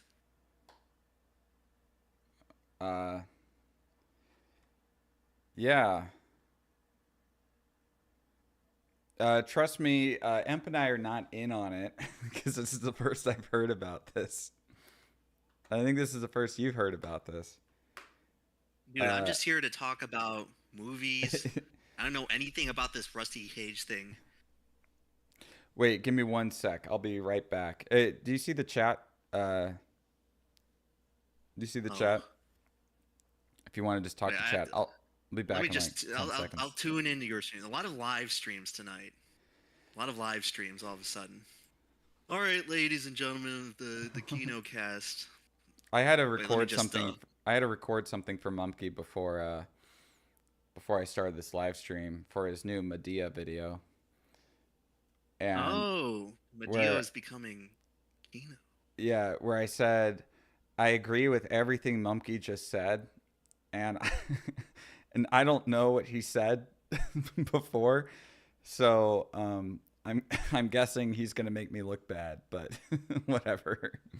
Like not showing me the chat for some reason. I got like some new YouTube layout. Yeah, the new thing. YouTube layout sucks. Okay. It sucks. Dude, it's like the 2009 layout back when they had the description on the side. How many of those have you stuffed in your cheek at this point? 3. All right. 3 Zins. This is my 3rd. Lemon, do a video essay on Medea. Oh, message retracted. Well, Mumkey made the Medea green. Yeah, he made Medea green. Brilliant stylization. I was trying to give him advice on like how to I was trying to give him advice on how to get around copyright and whatnot, but it was Chris who gave me the initial advice that Reactor, and he told me that if you keep clips under 10 seconds without the audio, generally, then you should be pretty good. Emp, it's time to do the video about Xavier Renegade Angel. It's time to do the video about hackers. I won't rest. I still have to watch Xavier Renegade Angel. Oh, Xavier Renegade Angel. This week Angel's I've actually great. been watching Super Jail, and I fucking love Super Jail. I haven't seen Super Jail. I haven't even heard of it. It's like the most psychotic cartoon ever created. I can't believe some of the stuff they put in it that I guess was uncensored. Has Emp Lemon seen the new season of The Simpsons? Supposedly they are good again. I actually watched. They made a spotlight episode with Skinner and Chalmers after steamed hams became like a big meme, I guess. And I watched it. It was a pretty good episode of television. The Simpsons is strange because I think even if they have talented people coming on now, the character archetypes are designed for a different time of American culture that has gone past. So even if they have good people working for them, they're gonna struggle to make good content. So but, I don't know, maybe I'll check it out one of these days. Yo, Mumkey, you're muted. What's going on with Rusty? Hey, I'm on my phone. Shit, sorry. Wait, I'll be back in a second. Because he's so good.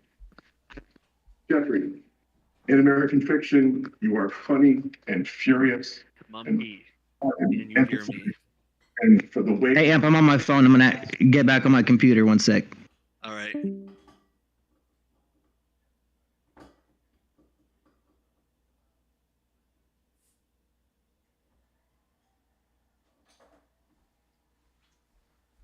Well, everyone, it's just you and me.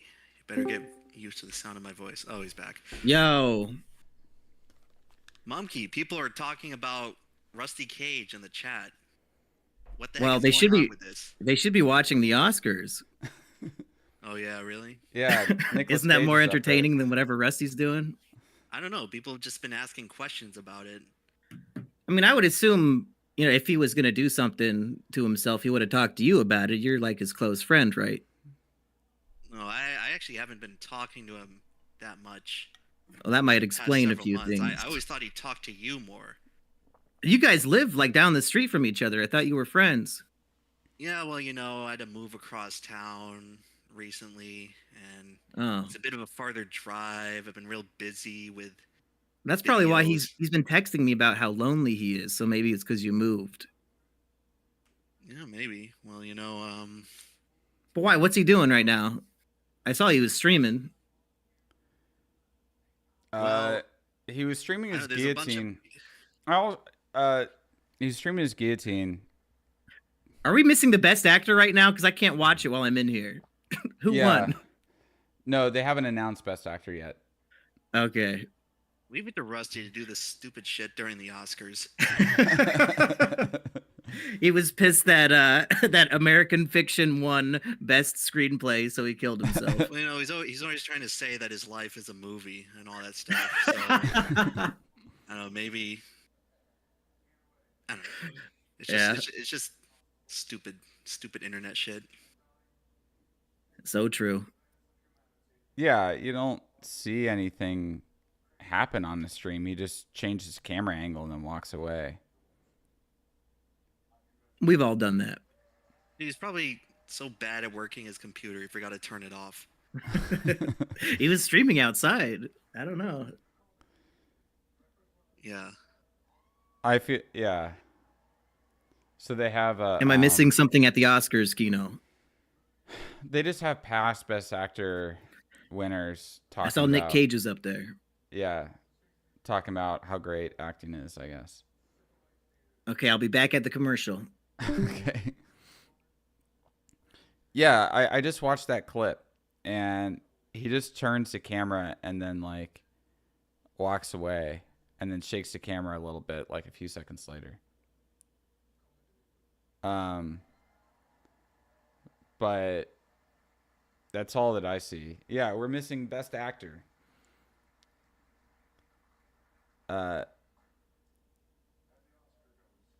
The Oscar goes to Cillian Murphy. Oh, all right, Irish bros. Irish bros, we are so back. Cork lad for the win. That's right. Cork finally gets its Oscar-winning actor. All right. Cork now can lord this over all the other towns around it. Does Limerick have... did Richard Harris ever win Best Actor? I don't know. Barry's tea, and you know what? I should have a Beamish right now. I should be drinking Beamish to celebrate Cillian Murphy winning. All right, I'm back. Sorry, I stepped away for a bit. Mumkey go back to watch. Yeah, Cillian Murphy just won. Oh, Best Actor? Yeah, he just won Best Actor, yeah. Sweet. So Cork, Ireland has its first Oscar-winning actor. Cork is going to be celebrating tonight. Big Mick won. That's I right. think the pubs are going off the racket. We got to be drinking a Beamish in honor of Cillian Murphy now. Beamish is Do like Irish the people actually like Guinness, or is that just a fake propaganda? Beamish is like the Cork Catholic version of Guinness. You gotta be Catholic to have it. It's very interesting. You don't have to be Catholic. You don't have to be Catholic. Oh, so Richard Harris never won. But, so that means that Cork has one up on Limerick, right? You don't have to be Catholic, but I know that my Catholic Irish friends were saying that they don't like to drink Guinness because Guinness funded the UVF back in the day. So they drink Beamish. And I had a Beamish. It was actually quite nice. I had a Beamish in Limerick. So I liked it, actually. Yeah, now that Oppenheimer's won what 5 Oscars, I think it's gonna win Best Picture. Well, it'll be a better Best Picture than last year. What was last year again? Everything Everywhere All at Once Oh, won every single fucking award and just slaughtered every other movie because of Reddit and stupid forced positivity. yeah. Man, what a joke. And I liked the movie when I first saw it, but I didn't think of it as like, oh my god, it's the greatest fucking movie to ever possibly exist, and it needs every single award. Yeah, the fans really ruined that. The fans really ruined that one. Dude, it's like fucking BTS fans. Yeah. It's like a ridiculous following for the. It's an above average movie. Okay, with Best Director. interesting ideas. Christopher Nolan wins. Oppenheimer Sweepenheimer. All Oh right. my god. Christopher Oh Nolan my wins God. his first Academy Award. Dude, I was bringing up that thing about Christopher Nolan earlier, where when I thought of this idea when I turned on Doctor Strangelove the other day because it's sort of like a foil companion piece to Oppenheimer in a few ways, and the thing I noticed is just the difference in sound design between Stanley Kubrick and Christopher Nolan, where Christopher Nolan lets the fucking Hans Zimmer epic, sinister background music play like constantly, and it's just not as effective for pacing, and I feel like it makes scenes less memorable because it's harder to pay attention to the dialogue. Yeah, I like the score for Oppenheimer better than the Hans Zimmer stuff he's used in the past. Ludwig Göransson or whatever his name is. But like even in Oppenheimer, he does that. Like there's no Yeah. break in the score between scenes, and it's strange. It's disruptive to the pacing, in my opinion. When like something in Doctor Strangelove, I've been watching like a bit more of Kubrick's movies lately, and he plays with sound design very well. Where when something is like important, and there's a scene you have to pay attention to, like in Doctor Strangelove, when the army just realizes that like the nuclear weapons has been launched in the Air Force, and they're in the big war room. The music cuts out. You don't hear any background music, so you can focus on what the characters are saying to each other. And I just thought to myself, this is just much more effective. And maybe it comes down to preference, but it just came off to me that weirdly enough, like not having the music, which is like designed to uplift a scene dramatically, not having it actually made it stick out more to me. Yeah, I mean, I think Kubrick was a better director, definitely. Have you seen Barry Lyndon? I still have to watch that. Oh, So that's far, my I've my watched, favorite. That's my favorite of his. Is yeah, Barry Lyndon.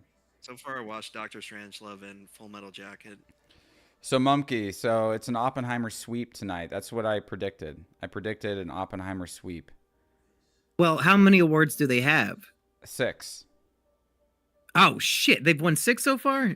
Yeah. And what's in second place? Poor Things or Barbie? Poor Things is in second place, I think, with 3. Barbie has less than 3. Holy shit! I guess I'm not paying that close attention. I just know that the Ken song got robbed. Yeah, the Ken song got robbed, but it was robbed by another Barbie song. Yeah, like an objectively worse song. I guarantee, in terms of how many listens people do casually, the Ken song has to be times 20 compared to this Billie Eilish bullshit. Yeah, the Billie Eilish song, I feel like, was not nearly as good. Nobody was listening to that song after. Everyone was listening to I'm Just Ken. Like, that was the song that stuck with people. And I feel bad for Christopher Nolan because he just won his directing Oscar, but he should have won for his screenplay earlier tonight. So he should have been a double winner. So someone says, Kino watched The Killing. Butcher, I've seen every Kubrick movie. I've even seen his corporate film, The Seafarers, that he made Uh, I've seen everything that Christopher Nolan's done. I've even seen all of his photographs that he did for Life magazine. I've gone down that rabbit hole. Trust me, that was like the first film rabbit hole I went down, was watching every Christopher Nolan movie. I remember I was like 15, I think, and my parents bought me a box set of Blu-rays of all the Christopher Nolan movies, but it didn't have Paths of Glory, The Killing, Killer's Kiss, or Fear and Desire in it. But I ended up seeing those soon after. Wait, those are all Christopher Nolan movies? No, not Nolan. Kubrick. Oh, okay. Kubrick. Yeah, I went down the Kubrick rabbit hole very, very early on in my film life. Yeah. Now they're showing a He is trailer. really good. Yeah, no, Christopher Nolan's great. So far, I really liked both of his, both of the Kubrick movies I watched. I've seen, I would say for like 2001, I had one reaction to it, watching it on Blu-ray on my TV, but then I saw it in IMAX because they had like, there was like a few weeks where they were showing 2001 on IMAX, like maybe 6 years ago. Oh yeah. I went and saw it in IMAX, and it was like a whole new experience. Man, I want to watch The Good, the Bad, and the Ugly in theaters. Yeah, that would be fun. Yeah, but I don't know. But they actually seem to be playing more classics in theaters lately, partially because of the strike, but maybe that'll be something to look forward to, and just the changing business model of how movie theaters are run from now on. So now they're doing Best Actress. So what do you guys? So it's either going to be Lily Gladstone or Emma Lily Stone. Gladstone, 100%. Yeah, I think it's Lily Gladstone. I think she's winning for Killers. If Emma Stone wins over Lily, I will pull a DSP right now. I'll jerk off on stream on my channel. I'll get banned. That's how confident I am. Watch Emma Stone win. Then I'm going to hold you to Yeah, it. I mean, I'm going to be holding something, it sounds like, but I highly doubt it. Okay, I'm going to go watch it. Bye, boys. Right.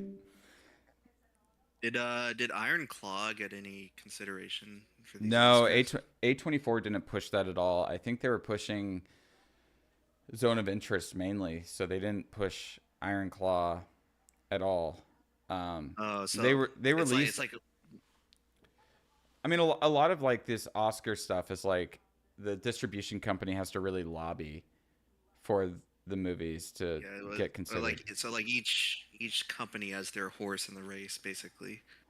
Yeah, so you have like A24 with Zone of Interest this year, Neon with Anatomy of a Fall, Apple with Killers of the Flower Moon, Netflix with Maestro, Universal with Oppenheimer, and then I forget the other. I think Poor Things was Fox Searchlight. Did Asteroid City get any nominations at all? No. It didn't get a single nomination, but Wes Anderson did win for Best Short Film, which I thought was funny. Well, yeah, Iron Claw was probably the best film I saw in theaters in 2023. Yeah, I really like the Iron Claw. I watched that with my dad right after Dude, wrestling Thanksgiving. movies are fucking recipe for Kino. I watched it because it was Thanksgiving weekend. I was back at my parents' place in Florida, and my dad and I went to go see The Holdovers and The Iron Claw, and really enjoyed both of those.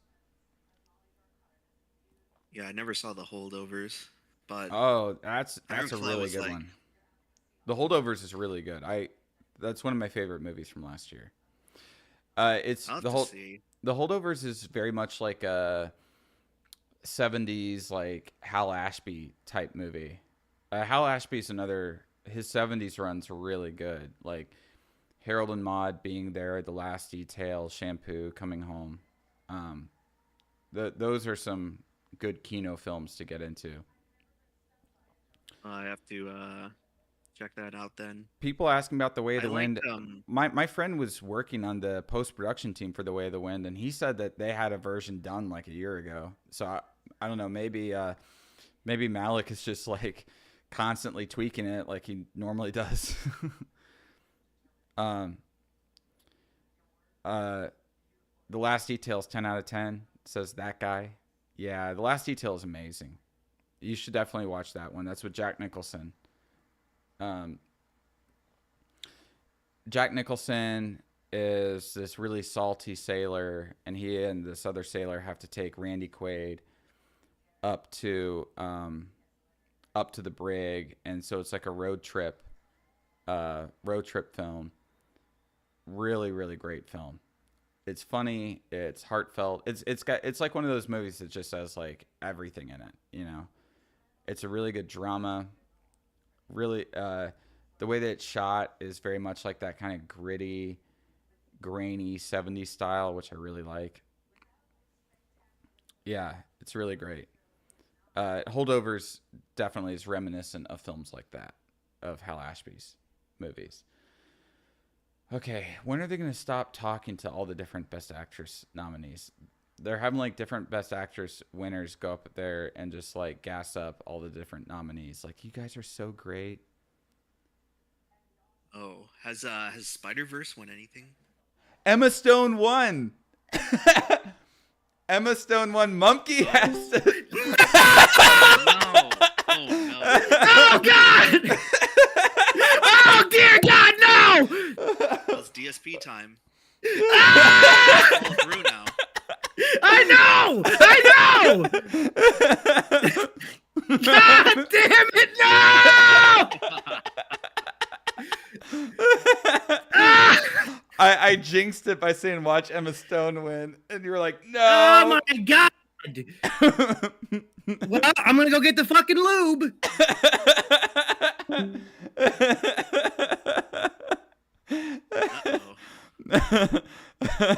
Mumkey Bros. First Rusty Cage, now Mumkey.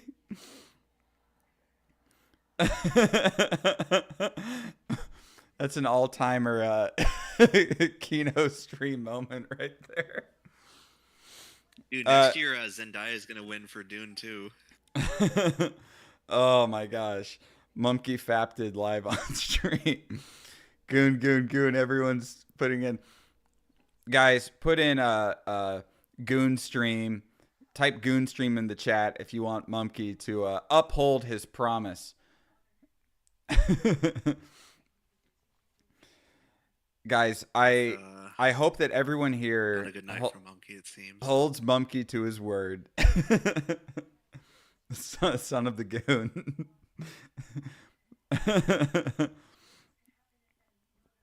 Oh my gosh. Man, Apple took away 0 wins. Picture Vincent Gallo saying goon.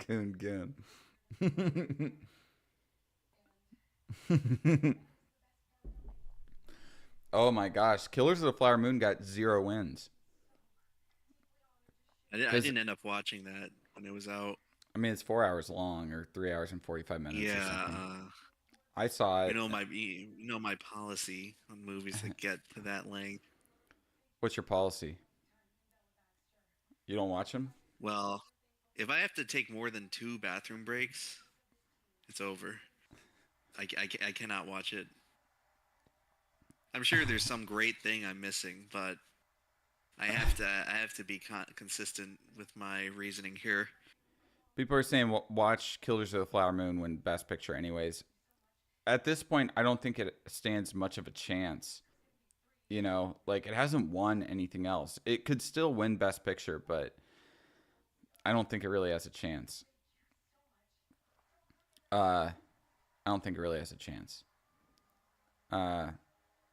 Yeah. Just like based off of all the other wins, like it looks like the favorite of the Oscars voters this year was Oppenheimer and Poor Things. And then to a lesser extent, Zone of Interest. And I'm Adam fine if Fall. Oppenheimer sweeps. Yeah, I'm fine. I'm fine if Oppenheimer sweeps. It wasn't my favorite movie of the year, but I did enjoy it a lot. Oppenheimer is a movie where the spectacle is grandiose enough. It's like, fine, take your Oscar. Yeah, and a lot of times, if movies win like these many awards, as Oppenheimer did, usually it'll take home the top award. You know, best director, best cinematography, best actor, best soundtrack. Oppenheimer is probably the most culturally relevant film of the year that like doesn't have to do with like children. Yeah. Yeah, I mean, of course, like everyone's worried about nuclear war right now. Like, you know, that's definitely a fear that I guess Nolan maybe didn't foresee when he was, you know, starting the project, but that's definitely a fear right now. Well, yeah, Oppenheimer is one of those Did Jimmy Kimmel just biopic make figures. Jimmy Kimmel just made a Trump joke.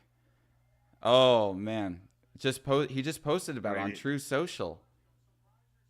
Oh, he's making more Trump jokes. Oh wow, man, I didn't get bored of these in 2017. Dude, these people don't know when to stop. It's like, yeah, let's make the most boring jokes possible. Just the death of comedy, ladies and gentlemen. I did not watch the new Color Purple because the trailer made it look bad. And respond to somebody in chat. Did you watch the new Color Purple, Imp? I don't really like musicals in theaters. It's a musical, right? Color Purple? Yeah. I believe so. Yeah, I don't really like. Yeah, I don't really like watching musicals that's like not on an actual stage. I don't even think I've hardly seen any musicals. I saw the Book of Mormon when they came to Gainesville. Oh, Al Pacino is announcing Best Picture. I hope he'll also announce the new Dunkachino.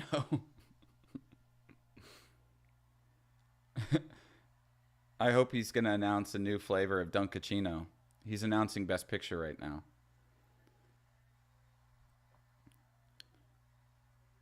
Is the Kino cast dead? Yeah. Yeah. Is it over after this? Yeah, it's over after this. This is the last one. Thank God. All right. And the award. Oh, they're going to drag this out, aren't they? Yeah, 10 minutes left in the hour. For the half hour.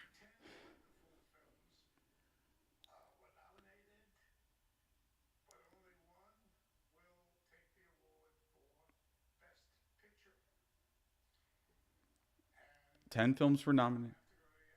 Okay, he's opening it. He's dragging it out.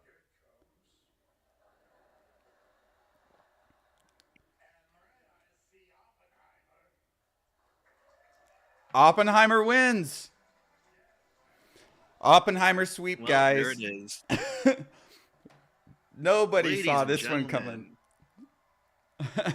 Oppenheimer going down as the bomb in Oscars 2024. Yeah. So it had 13 nominations and won 7 Oscars. Sweepenheimer. Wow, that's a winning percentage. Yeah, that's a winning record. That's a great percentage. So Barbie only got 1 win. There was no slap this year, unfortunately. So it looks like Barbie might have won at the box office, but Oppenheimer won with the people who have taste. Oppenheimer got the trophy. It got the trophy. We take the gold. It also got a lot of money. Like I saw this this thing the other day that said that yeah, Monkey's gonna go up and slap whoever gave the Oscar to Emma Stone. Like, I already had one YouTube channel get deleted. I don't need a second one.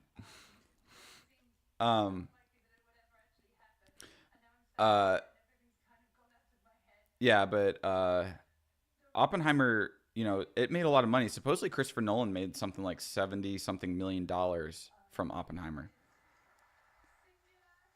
Because he was both director and producer. Well, I know it did well domestically, at least because everyone was talking about it when it came out. But did it do well internationally at all as well? Yeah, yeah, it did very well just about everywhere. I mean, it made like $1 billion on $100 million Well, budget. I'm glad that Nolan finally made a movie where he took away all the stupid crap that he usually does and just kept to the good stuff. Yeah, it won. Yeah, so 7 Oscars. So what is that? Best actor, best supporting actor, best director, best cinematography, best soundtrack, best picture, and best editing. Yeah. Wait, you're telling me the best picture didn't go to Sound of Freedom? Can't you tell Well, they're censoring? They're I censoring the message of the movie, guys. actually It's the biggest what lot of happened is censorship that of all time. this, as I said earlier in the stream, this is all actually a sham, and all the awards have gone to Sound of Freedom, but Hollywood is too cowardly to tell the normies that that is actually the case. So they have to keep up appearances, you Yeah, know, they and might give it actually to. rise up. I can't believe it. Jim Caviezel needs to go on the stage and give a special message to the Academy. He's gonna put a QR code after the Oscars. You can purchase. Please, guys. You may have snubbed us here, but the true patriots out there will not be snubbed. All right. The free movie tickets are hidden inside all these celebrities' craniums. So just bust them open, get your free movie ticket to see Sound of Freedom for the 9th month in a row. That's right. You got to buy tickets for everybody that you know. You got to You pay know, it forward. I think Oppenheimer is the Uncle Tom's Cabin of atomic bomb movies.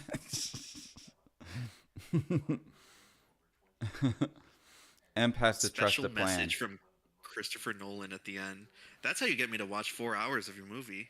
Put a special message at the end where you beg me to talk about how great your movie is and to share the movie with everyone, like a fucking YouTuber in their bedroom. Yeah. Yeah, it just cuts to like Christopher Nolan like in his bedroom saying like, I knew I was going to win all these awards. This is my special message. Special message. You have to go watch my next film. You have to buy a ticket. And he has like some Oh my god, guys! he has some like It's only been in theaters for 5 months. he has like some Censorship. hypnotist there like trying to hypnotize the audience into buying more Oppenheimer tickets. It's still in theaters. It's still in theaters, guys. You can still financially support me. I made a I think it is still in measly theaters. $72 million from this. How am I supposed to live? How am I supposed to live with just $72 million? You understand how poor I am? He's gonna buy all the remaining 35 millimeter film, and then film a movie where you can't understand what the characters are saying. James Atticus. I don't really mew, but I do lift every day. So maybe that's what you. Maybe that's it. Oh, They ended up with a video of the dog from Anatomy of a Fall, and it looked like he was peeing on Matt Damon's Hollywood star. Great. That one guy who taking food out of my children's mouths. Yeah, every day that you don't buy a ticket to see Oppenheimer, that's a day that you make Christopher Nolan that much poorer. Guys, you gotta understand this. Christopher Nolan is poor because he won't see Oppenheimer 27 times in the cinemas. Ask Emp Christopher if he Nolan mews. spends all his money He spends- mewing. Mewing. Haven't Do you mew? tried it yet. We gotta No. get Mumkey back in here. We gotta hold him. We gotta hold him to his promise now. Christopher Nolan is gonna spend his entire movie payout for Oppenheimer on the thickest headphones in the world that play 150 decibel music at all times. Well, anyways, guys, if Mumkey doesn't come back in the next minute, I'm gonna end the stream because I have an early day tomorrow. I'm filming a missile blowing up in Texas, so that'll be fun. Yeah. Well, you're going to the new Elon Musk launch. No, it's not an Elon thing.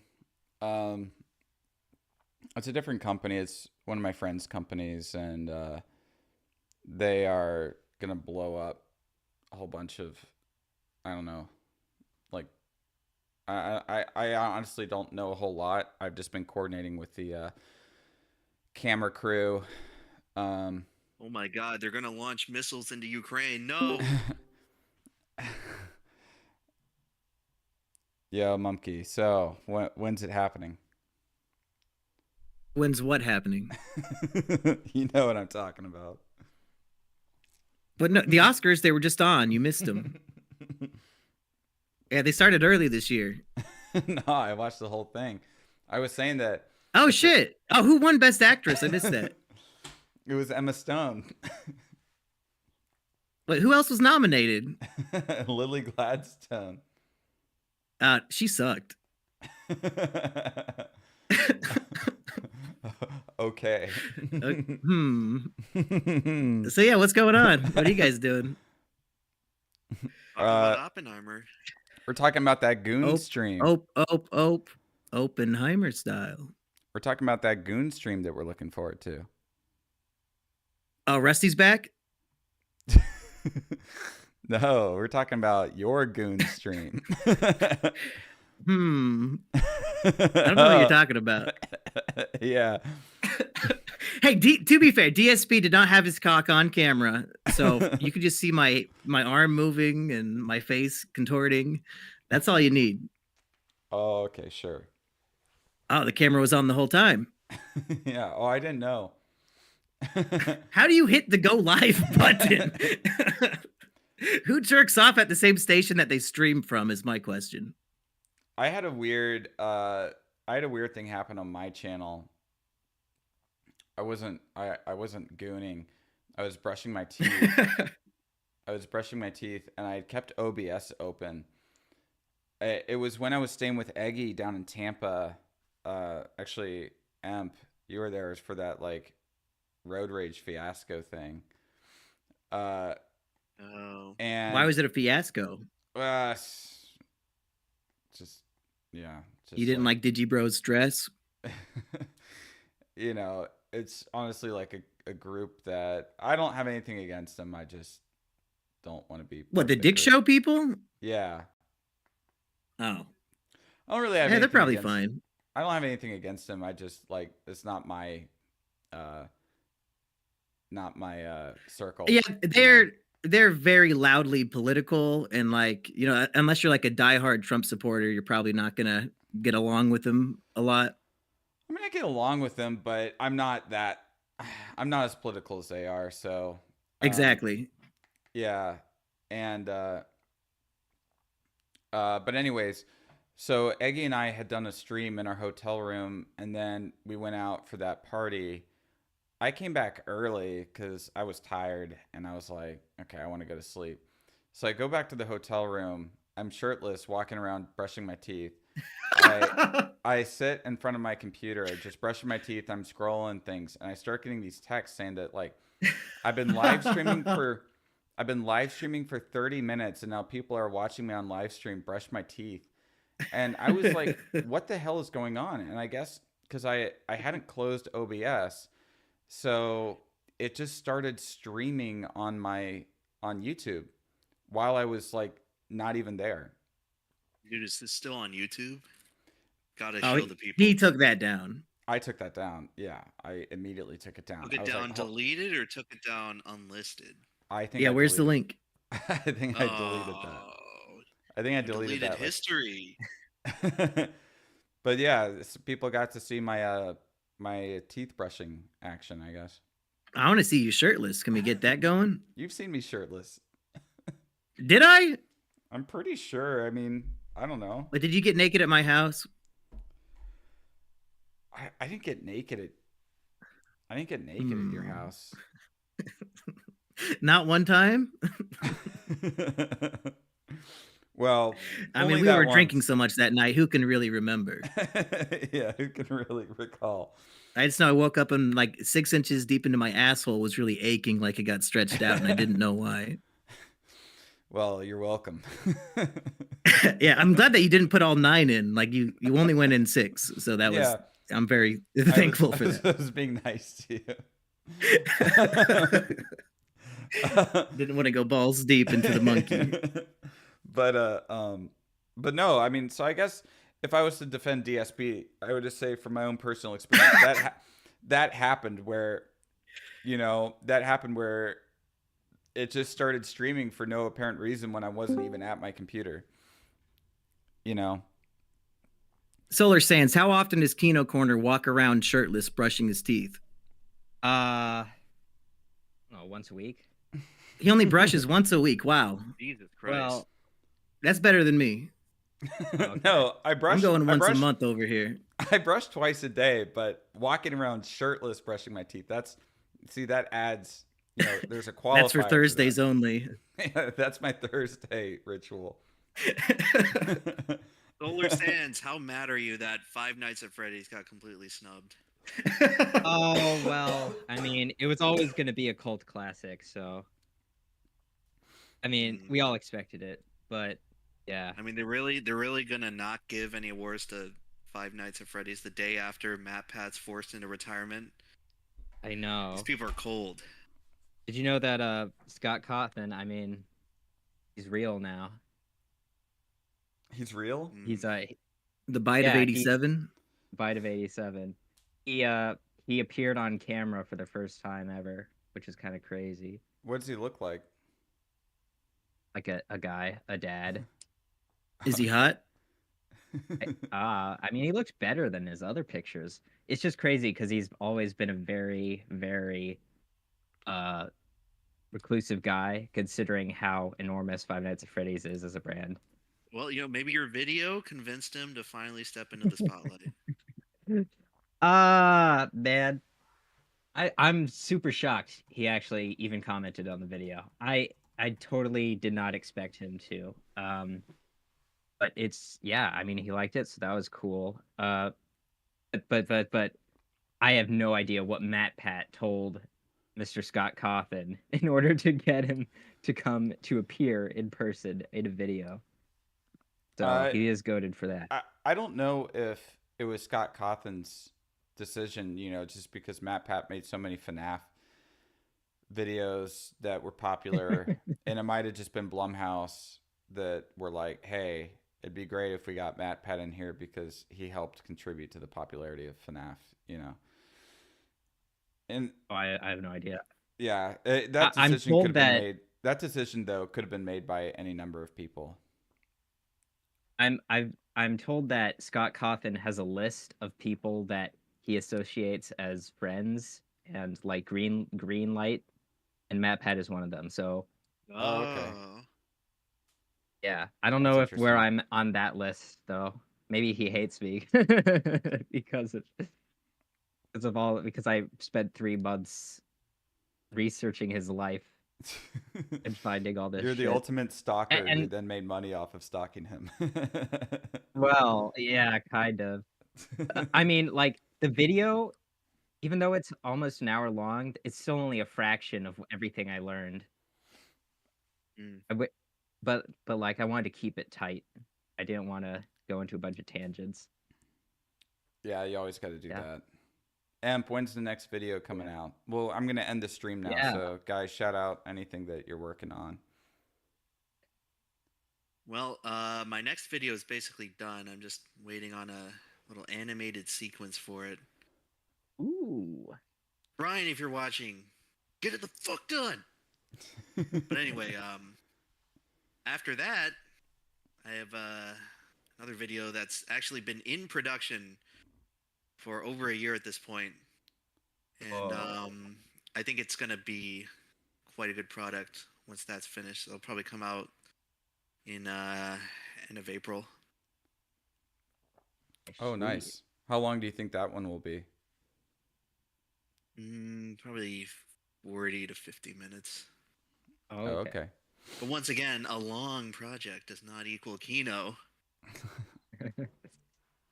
Yeah, it's just been taking photos of some random person every day for a year and learning about their life. With Kevin MacLeod ukulele music in the background. Yeah, yeah, exactly. So, Mumkey, when's this new Medea thing coming out? I recorded Mumke. I recorded the Medea thing, so I'll send that to you ASAP, either tonight or tomorrow morning. Oh. Yeah, I recorded that. I don't. When I say I agree with everything that Mumke just said, I don't know what I'm agreeing with, but. Did he left to go goo? Someone check his channel. Rusty, Oh, you guys talking about me? Rusty and Mumke doing weird stuff tonight on their streams. I was going pee. What did I miss? I was asking you when your next video is coming out, and I was saying that right before the stream, I recorded the Medea thing, so I'll send that to you either tonight or tomorrow. Oh, cool. Hey, exciting. You're basically agreeing with, I'm making the observation that the scene when Medea attacks the restaurant employee for not serving breakfast past 10:30, I was saying that Medea did it better than falling down, and you're agreeing with me. Mm. Okay. Yeah, I thought that'd be an opinion that you could get behind. All right. And Solar Sands, do you have anything anything on the roster? I have 3 videos kind of that I'm working on at once, but none of them are too big or epic. I've made 2 almost hour-long videos, so now I'm just like, let's do a short one for now. Let's do that. But I'm working on a short one of one them, too. Yeah, cool. One of them's like April Fool's video. The other is just art projects, some art projects that have time based on time. And the other, I think, might be a follow-up to the FNAF video if a few things happen. Oh, okay. Very exciting. Some real Zoomer bait Yeah. right there. I mean, what happened is that immediately before FNAF, like, people found like 2 more things Scott Cawthon made. I'm like, wow. Immediately after I upload the video, which is hilarious. Oh, okay. Yeah, that's it. so it'll be like, all right, here's these 2 other games that are going to be I'm going to have to get a phone with an old Android OS to play and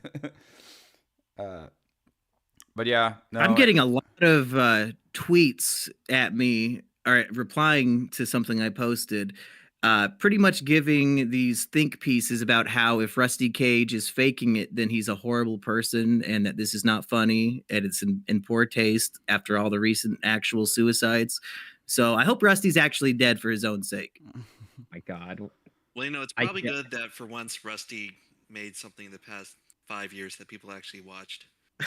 Wait, what does that mean? What are you talking about?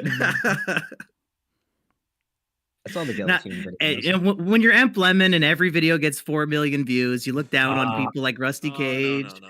It's not. It's far more than. Yeah, we hate seeing the rise and fall here on YouTube. Yeah, that's why I try to stay at the bottom. Oh yeah, you never fall if you never rise. That's the plan. Well, anything else, Kino? Yeah, so depending upon this concert, and guys, if you are in Austin, just send me an email or Twitter DM. I'll send you an invite link. I'm putting out a video on, or just read some books on Polish movie posters from the 20th century, which, if you guys aren't familiar, are some of the like wildest, craziest posters I think ever made for films. Is it mostly a picture book? No, there's 100 pages of text. Pictures of the posters? It was about 100 pages of text, and then the other 100 pages were pictures of posters. But it goes pretty... Okay. Yeah, deep. That's like a 1-piece ratio, 50% image, 50% text. Yeah, so it was a... it was an interesting book about the sort of the history of graphic design in Poland. The Polish movie posters are insane. I love them. I'm doing that, and then probably in 2 weeks I'll be releasing my Uva Bowl video, and then I don't know how long this Irish movie thing is going to take me. I got to watch 15 more films. Oh my God. Yeah. Yeah. And then I'm going to start, and I have one more book to read for that as well. But once I get that book read and I get those 15 movies watched, I'm going to start putting it together, but I'm guessing that video is gonna be like a longer project. So I'll be working on that kind of in the background, probably for a couple months while I release smaller videos. But that video is gonna be a long video because I want to make it the Solar definitive. Sands, how many of these Irish movies have you watched with Kino? Ones that I've seen like front to back, probably like 2 or 3. And they were a good Irish affair. Yeah, they were Irish, all right. Start speaking Irish at this point. Yeah, but Oh my most of them, gosh. I just see a few clips of, and they all look exactly the same to me, nearly. Like Gray. boring always as fuck. It's always some gray cliff. That's how Ireland looks like. I know. Yeah, you're just Like, wasn't or- the island they filmed Luke Skywalker at from like the new Star Wars, like somewhere off the coast of Ireland? I think so, yeah, that was right where I was staying in Ireland. This last holy shit. You stayed couple with the weeks ago. Porgs? Oh my god, did you drink the blue milk fresh from the teat? Unfortunately, I'm I sure didn't. you're Did you acting betray so your hard right character now. development in the other films? Unfortunately, I didn't drink any of the blue milk. Yeah, unfortunately. Did eat brown bread. Oh, I ate lots of brown bread. I had my fry ups. Good stuff. Yeah, it was good stuff.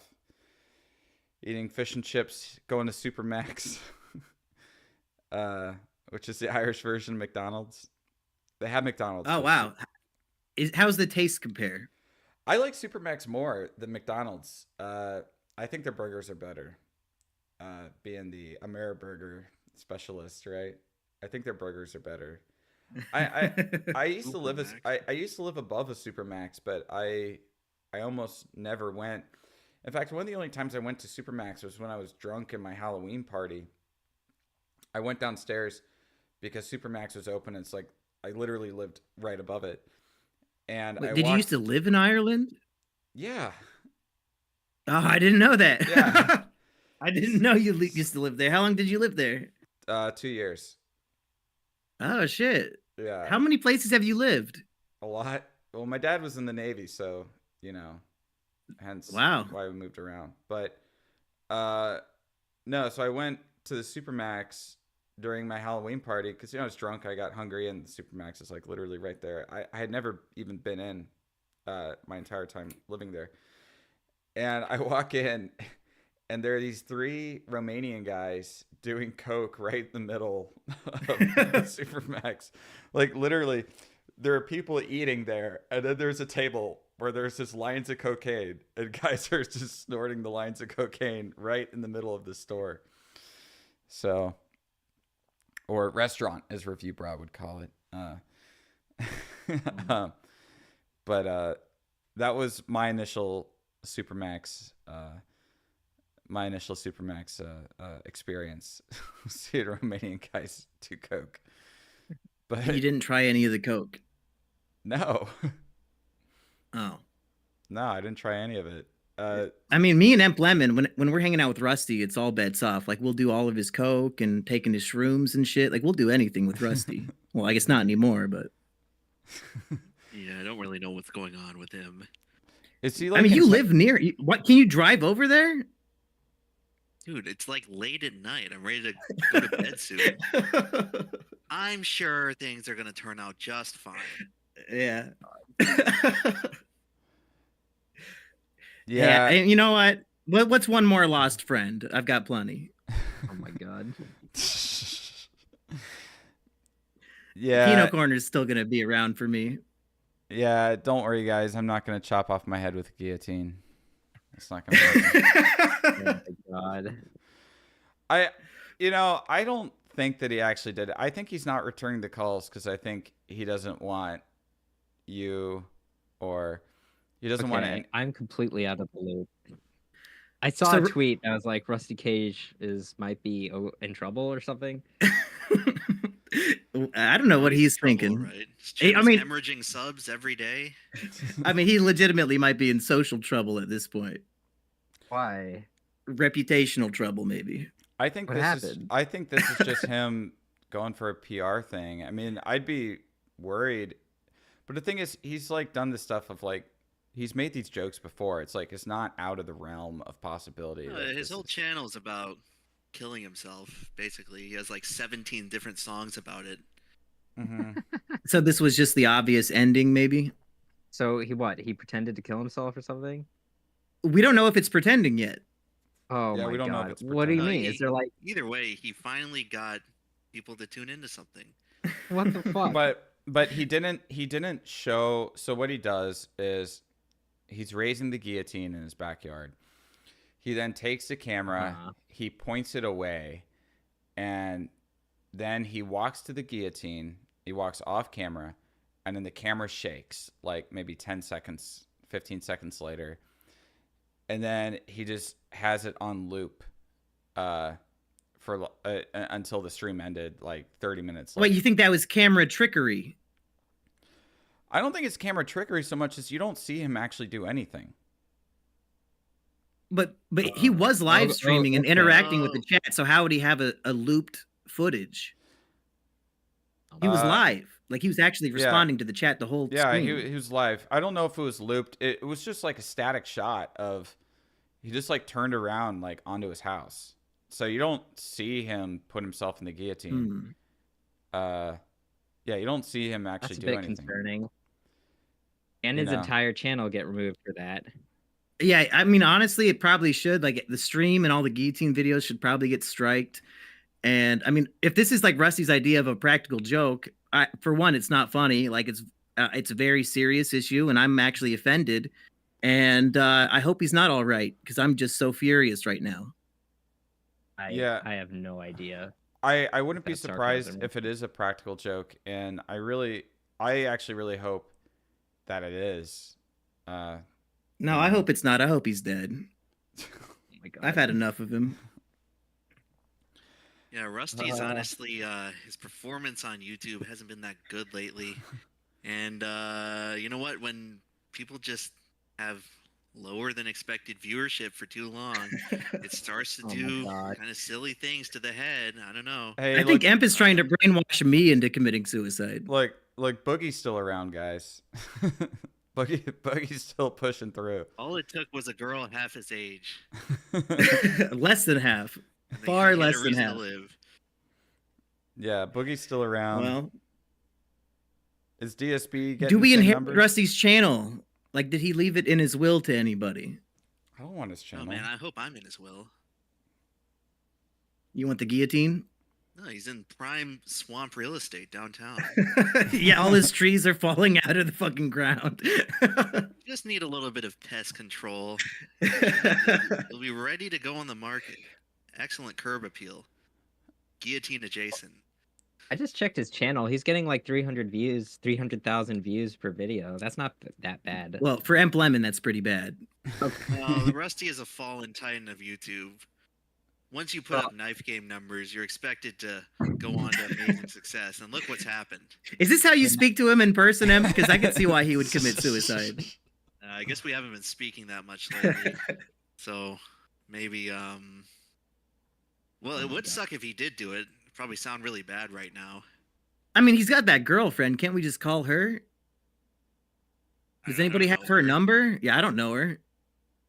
Oh my god. Can somebody message her? I don't have like all these YouTubers' girlfriends on speed dial. I used to. No. Oh my god. How do you live with Kino Corner if you get so offended by my hilarious jokes? Solar say it's Kino, like he says like the N word every other word. I'm not What? offended. I'm just. Oh, I'm okay. just. I'm I'm not Disgusted used to with your my vibe. the low hanging fruit that I'm willing to grab. Yeah. Yeah, that's fair. I mean, so far with Mr. Kino Corner, the most horrifying thing has been just like old food. Oh, no. We haven't really seen I haven't really seen any weird or fucked up movies like that comparatively. I've been protecting Solar Sands. I've been protecting his innocence. yeah, maybe. by concealing your true personality to him. Yeah, Kim Jong Un in the chat. Yeah, Kino Corner says the N word like every day. Like that's his greeting in the morning on Snapchat. He says, "Hey, what's up, N word?" I don't have Snapchat. Wait, are you telling me that my house of cards is falling apart right now? Yeah, I don't have Snapchat. I'm not 18 years old. Is that where Boogie met his girlfriend? Oh my That's god. really incredible, isn't it? I met some Snapchat executives at a party almost 2 years ago. They were the most boring people I've ever met in my whole life. And I was like, yeah, I think I had it on my phone, but I like never used it. And I was like, yeah, after meeting those guys, I'm deleting it.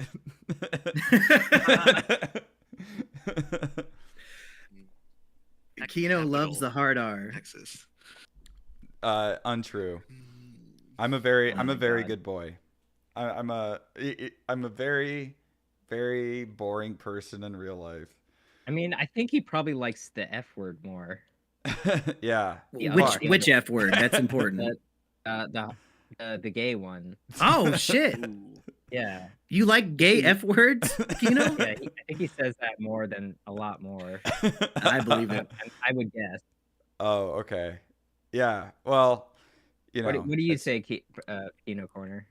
I like to call myself. Accurate. It's a holdover, I guess, from the 4chan Holdover. of like Holdover. calling myself an old F word. I don't want to say it on stream. Oh yeah. Yeah. Yeah, I've been told he's a 4chan veteran. Well, You were there when let's see, what's an old school 4chan reference? I started using 4chan right after Habbo Hotel. Okay. Yeah. So you had the afro and you said that the pool was closed. Pool's closed, yeah. Oh my Yeah. God. Those were back when 4chan was fun. I haven't been on 4chan in years.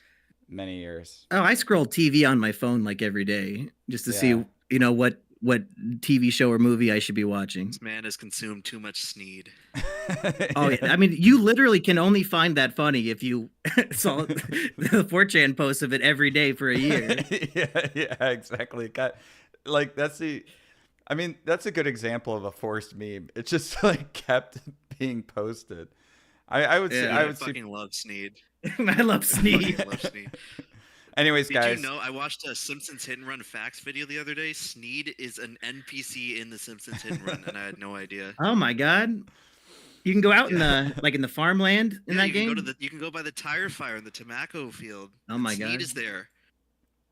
Now, is it a hot take to say I always preferred Simpsons Road Rage?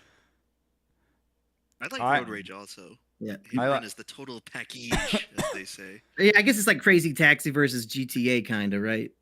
Yeah. You can beat the shit out of like Chief Wiggum's kid and Ralph. Road Rage, yeah. Oh yeah, Road Rage was 100 fun. times. Did you see that Sydney Sweeney talked about playing no, Hit and Run. She talked about playing Hit and Run the other day. Sweet. Yeah, I liked Hit and Run. And I liked It's Road about Rage. time there was something appealing about her. Anyways, guys, I'm gonna end the stream here because I gotta eat dinner. I'm Oh, really what's for hungry. eats? What's for eats? I don't know. I gotta make something. But Just eat Well, on the stream. Somebody in the ASMR. chat, tell Kino what to eat. tell me what to eat. Yeah, I'm just gonna. I don't know. I'm gonna make something. All right. But yeah. Anyways, guys, someone said best Sodi. Yeah, state of the YouTube. yeah. Another classic episode in the books. Guys, I'm Yeah, not now that getting taco. Rusty's finally gone or whatever. Yeah, we can can Yeah. replace him with show. Solar Sands like we planned from the beginning. Of course, wow. of course. Guys, Wow. I am not going to be eating Taco Bell because I have to be in a car with 4 other guys tomorrow morning for an hour's drive. Well, they just fuck up your order anyway, 3 times in a row. So probably good. Taco Bell. Yeah, don't always, order vegan Taco Bell. Taco Bell always fucks up my order, and I don't order that vegan bullshit. I don't go like, I need to get the black bean. Well, they should cater to me. That's part of the business model as a multinational corporation. You think they get with the program eventually, the way of the future, But some other establishments are going to get my money instead. So it's okay. It all works out. What I'll say is I'll be very sad if Rusty's dead, and I'll be pissed off if he's not. Well, stay tuned for after the stream when I reveal the truth to Kino Corner. Okay.